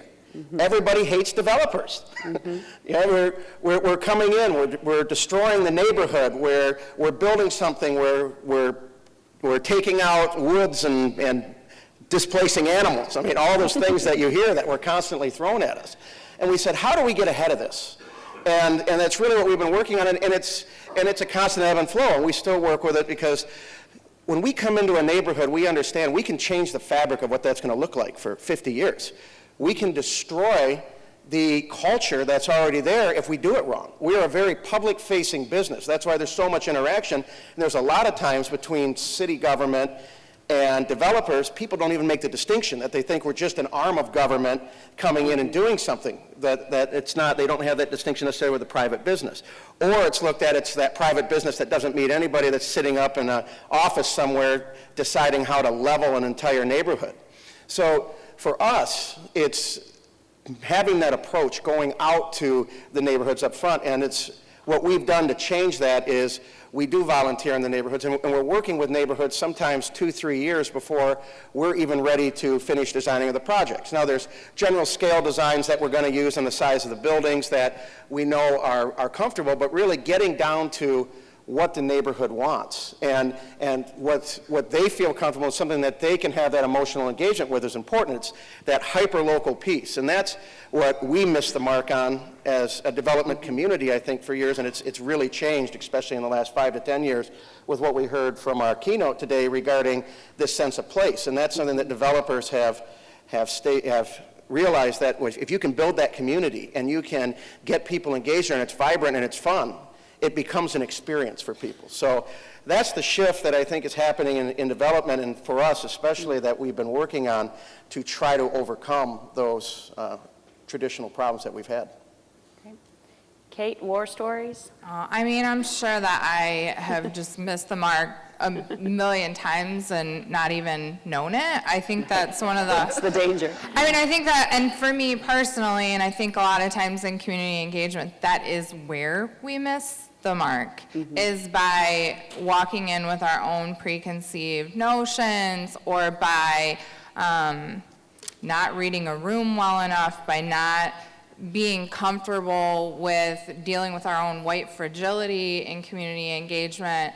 I mean, I think that that's when, I know it's when I personally miss the mark the most, and I think it's when we talk about things like creative placemaking and creative community engagement, that is one of the areas where you don't even always know you're missing the mark, but in doing so, you're almost ensuring that you are not only not hearing certain voices, but really shutting them down and not, and making them less likely to participate in the future. Yeah, I think that concept of not even knowing when you're missing it, and oftentimes when you have no one at a meeting, that's clear that you have done a whole lot to make sure you missed it. You know, you from way back in the initial planning of things. So even understanding where and how people want to engage, who's the right messenger, and how do you deliver that or solicit that, and have brutal honesty about whether you're actually there to solicit input or not. That is a key distinction. Sometimes you're there just to inform, and you got to be clear about that. So if people feel like they're there to give input, but you're just there to inform, that's a massive and an often repeated mistake in community engagement. So we'll flip the script a little bit. Let's bring ourselves out of our funk here. Tell us about a success, not particularly the content of the project, which we know is really important, but specifically around community engagement. Where did it really go well that you were able to connect on some level with an audience or with a project? Do you have a story in mind, Mary? Sure. So I also serve as the art director at Neutral Zone Teen Center in Ann Arbor. We're a dynamic center that focuses on youth-driven spaces. And so I have to say that a lot of the work that has kind of combined both that hat and then what I do as an artist is working with our young population throughout our schools and centers across Washtenaw County.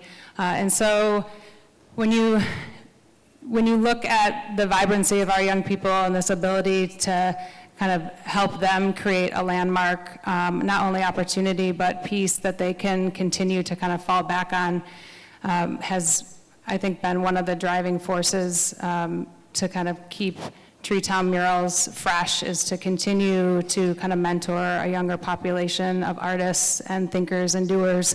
We had a pretty heavy vandalism scene kind of popping up in our community in Ann Arbor, and about 5 years ago I was able to mentor a lot of these artists that were in the probate system and really allow them to connect to some of the commissions that I couldn't take on. And so now we have a really just sort of dynamic group of young people that are working for themselves and bringing public art to our community and neighborhoods. So for me, it's making the art, but it's also kind of passing on these opportunities and being a mentor. And so the engagement kind of continues to have a ripple effect at that point. Great. Kate, any? Yeah, so there's a couple of examples I wanted to share, and I know we really wanted people to walk away from today with real practical tools and solutions you can use in community engagement, because it is hard and it can be intimidating. So one of my favorite community engagement projects and a tool that I started using through that project and use all the time now is actually, it was with Impression 5 Science Center, and we were trying to better understand, and this is years ago before some of the massive renovations and exhibits that have been brought in, we were trying to understand, like, why do people care about the Science Center? What is it that they care about? What is it that they value? And for me, when we can really uncover people's emotional connections to a place, I think it's one of the most powerful pieces of knowledge we can have to help shape and steer decisions and actions moving forward, which is a little ironic because for those that know me, I'm not exactly a super touchy-feely person. And yet the ability to know and understand these emotions has this real, practical, tangible impact, and I think it's really powerful. So it's a tool, you can Google it. It's called a Features, Benefits, Emotions Map. And it sounds super bleh, but it's not. It's really a phenomenal tool that helps you understand. Like, you start people with a feature. Hey, talk about a thing. I like I-5 because it's somewhere to go on a Saturday when it's raining. And then you talk about what is the benefit of that. And then you help them associate an emotion attached with that. And so you essentially take people on a journey of engagement and feedback that uncovers something that they might not even have known. And with this particular analysis at I-5 that we looked at, some of the things that we heard people say, not at the value level, not at the benefit level, but when you, or not at the feature or benefit level, but when you got all the way to emotions, were things like, I value Impression 5 because it helps my children keep their sense of wonder. Because I want to raise children who make an impact in this world. And when you're able to understand those things about a space, you can further transform it, and you can really reflect what people believe and think and most importantly feel about that space. So features, benefits, emotions map, Google it, use it. Another one I really enjoyed lately, and I imagine many of you had the opportunity to form an opinion on this, but it was the tactical urbanism takeover of a stretch of Michigan Avenue a few weeks ago, 6-8 weeks ago, at the beginning of August, where basically, as Andy was saying, the city has been going through this massive master planning process. Street design has been a huge part of that, and we did community engagement a couple of years ago to figure out what street design people wanted. And when you kind of put it like that, you know, it's hard to get people involved. So we gave people beer and food, and we let them like jigsaw puzzle build out these streets. And what you experienced a few weeks ago driving right along Michigan Avenue was the most popular street design when you talk to everyone from pedestrians to neighbors to cyclists to the businesses that rely on street parking to transit. And so the city built out this fake demonstration of what that street design could look and feel like. So put some trees out there, moved traffic around, and built out the street design, which is great. But our goal was to try to figure out if people like it and to try to break it. And so to figure out what could go wrong with that. And so we had to get as many people into that 2-block stretch as we could. And if you just say to people, we want community engagement, they're not going to show up. So instead we said, hey, let's do an arts night out. And the Arts Council was like, sure, yeah, that can happen. And so arts night out, people like art. People want to come out and be a part of art. They don't necessarily want to take a survey about traffic patterns. And so you can use something that people want to be at as an excuse to get community engagement, an excuse to get community feedback. We also did some family-friendly activities because I live right over in that neighborhood. That's a stretch of Michigan Avenue that we don't necessarily see a lot of families out and about. And can we change that? And how can we really figure out if families can use that space functionally? We can't just rely on our current status. We have to do something. We have to bring the activities to people, and we have to encourage them to come out and give them a reason. And so that process of kind of pushing people to engage without necessarily knowing that they're engaging is a way that you can get really valuable feedback, because they'll tell you, standing right there on the street what they love about it and what they hate about it. And you just have to be ready to listen to that and capture it, and have the different methods, whether that's digital or paper or taking voice notes on your phone. You have to be ready to capture that information so you can do something with it. But when you try to think more creatively about the engagement component, you can come up with some good ways that go beyond the public hearing. Great. So I think we have some walking mics out in the crowd. Is that true? Yes. All right. Great. So we're going to open it up for some questions. And I know panelists always appreciate when you direct your question to someone, but if you want to open it up to the general, that's fine. Do we have someone ready to go with a question? If not, I've got so many more. Let's go right down front. Is that Larry? Yes. Hi, Larry. Hi. Rich is coming with a mic. Okay. Run, Rich. Hustle, Rich. I really can shout. I guess I won't now. Brent, do you have a list, like an urban development, of where the barriers might be? Where I recall back in my day, trying to get the upper levels of a store to use for housing, you had code that was built on new stick construction, and that didn't work. So you really had to change those barriers. Do you find a number of barriers in urban development, and do you have a list that then can be put into try to execute change? A wish list for zoning changes. Yes. I bet you do, Mr. Forsberg. And barriers in development.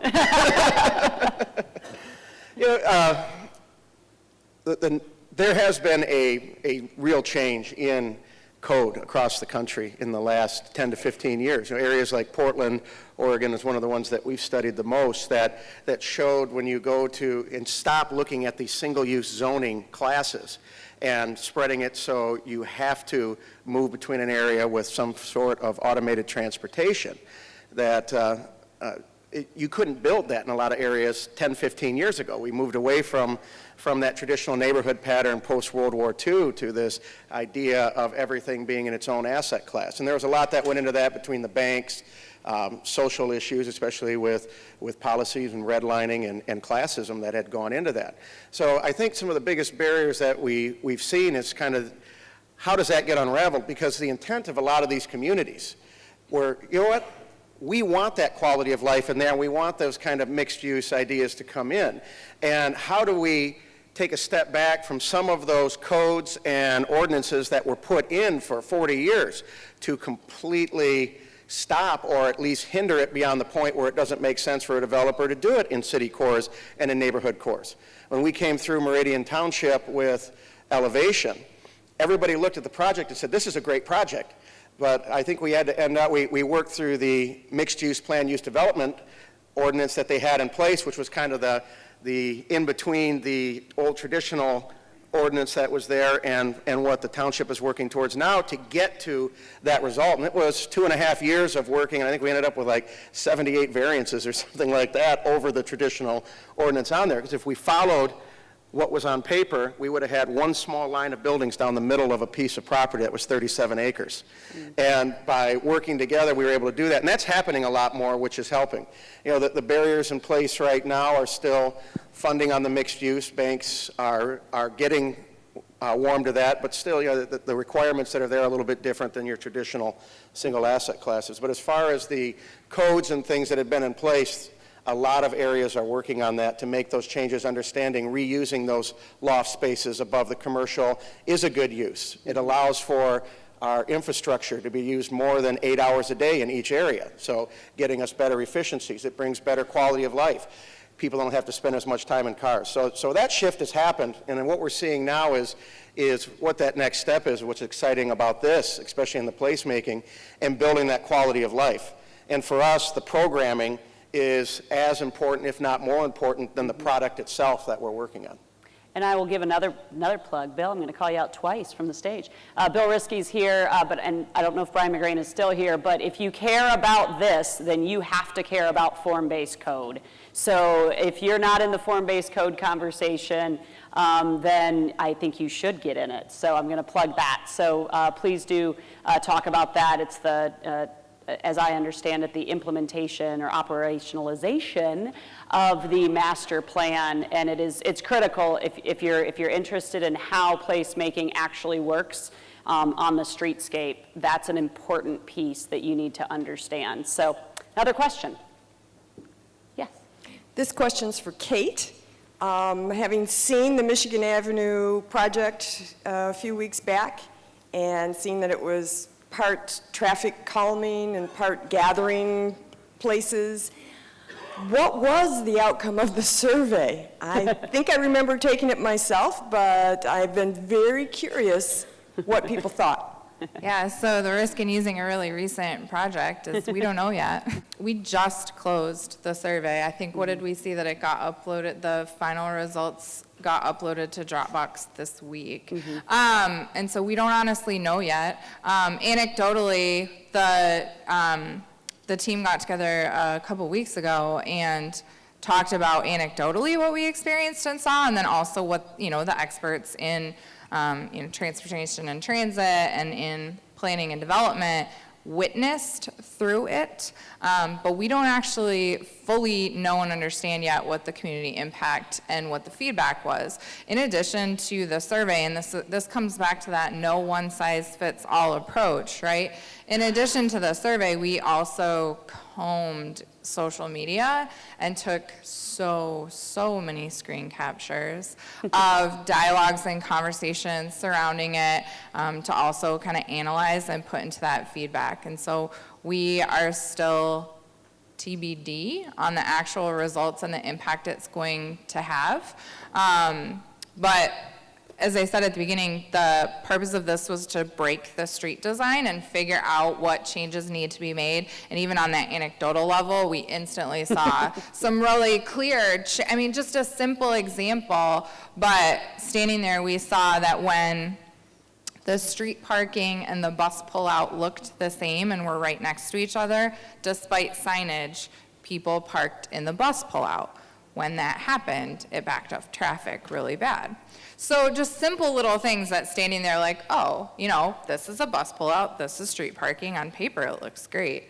And then when you put 1,000 people out down there on a Friday night, it completely transforms it. And when people are actually searching for parking on a Friday night because you've got a mass quantity that's a little atypical for that strip, it really transformed it. So I think we'll definitely see some changes as a result. They look over, hey, Bill. But we even just anecdotally learned things, and then we'll analyze the actual data and formal survey results. I think one thing we certainly learned was the value of experimentation. Oh my gosh. You want to learn that not in simulation, but in a temporary pop-up, and then be able to test it, break it, redo it, test it again. Very valuable for our community to see how something works in 3 dimensions and how people experience it. Another question? Hello, this is for everyone on the panel.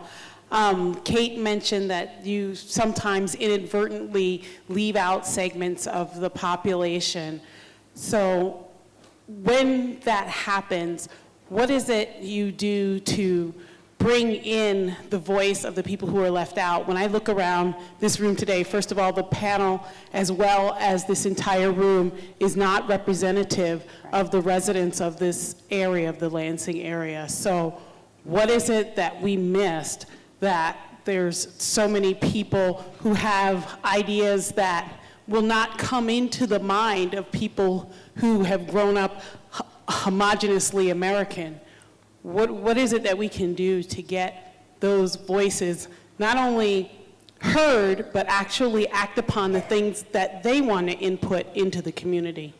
Yeah. Thanks. Thanks, Joy, for the question.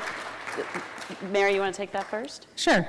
So as an artist, I find it very challenging to please everybody or even represent everybody, and I also feel like it's not my job to do that all the time.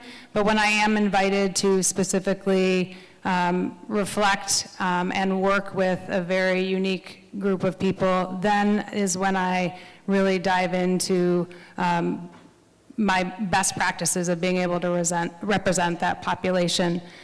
When I have missed the mark, I've used technology, social media outlets, created opportunities for community conversations, in-person coffee chats, to really address that, personal phone calls, invites, to dive deeper into what we can do better. So it is a constant learning experience, and I do look forward to continuing the challenges that come forward as being an artist that represents other voices. So it is a challenging aspect. And I feel like Ann Arbor is becoming more and more gentrified, even though it does feel like such an amazing place or strikes high on all of these marks in terms of creative placemaking. So as a creative, and as somebody that has decided to stay in Michigan when a lot of people are leaving, it's important for me to kind of stand my ground and to continue to figure out ways to represent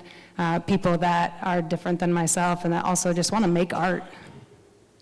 I think we have to just do better. So often I hear when it comes to diversity that, well, it's just hard, or I try and it just doesn't happen. And I've been guilty of that myself in the past, but I think that that's just such an ultimate cop-out, and we have to just straight up do better. And to me, part of that comes back to that, don't place the burden of participation on other people, particularly on communities and people who have been shut out of conversations, who do not feel welcome at them, and who don't owe it to us to participate. I think in those instances, we have to think about how can we go into communities, ask permission to participate in places that are convenient for participation, places that are are already established communities. We don't need to reinvent the wheel, but we need to make sure that that we are trying to do better in having diverse organizers, in having representation from the very beginning, and in coming up with ways that we can get into the places and connect with people who are actually being affected. Sometimes that's as simple as sitting in a place of business for an afternoon, attending an existing neighborhood organization or PTA meeting, but it also often requires white folks to be really uncomfortable and to feel out of place, and we don't like to do that. And so I think that it's just a matter of doing better and not saying, well, diversity is hard and inclusiveness is hard, and letting that be the end word on it. Any thought on that, Brent? Absolutely. I mean, this is one of the hardest parts of our job as developers, and something that our team has been looking at for years of how do we build more inclusive communities. We're up against 100 years of single asset class design, redlining, and just something that was inherently built into the culture. I mean, you look at highway programs that came in the 50s and 60s that actually stated about making, zoning off different areas to keep certain classes or ethnicities locked in an area and not able to have other experiences. So we're 80 years minimum deep into this, and it's been so rooted into what we do.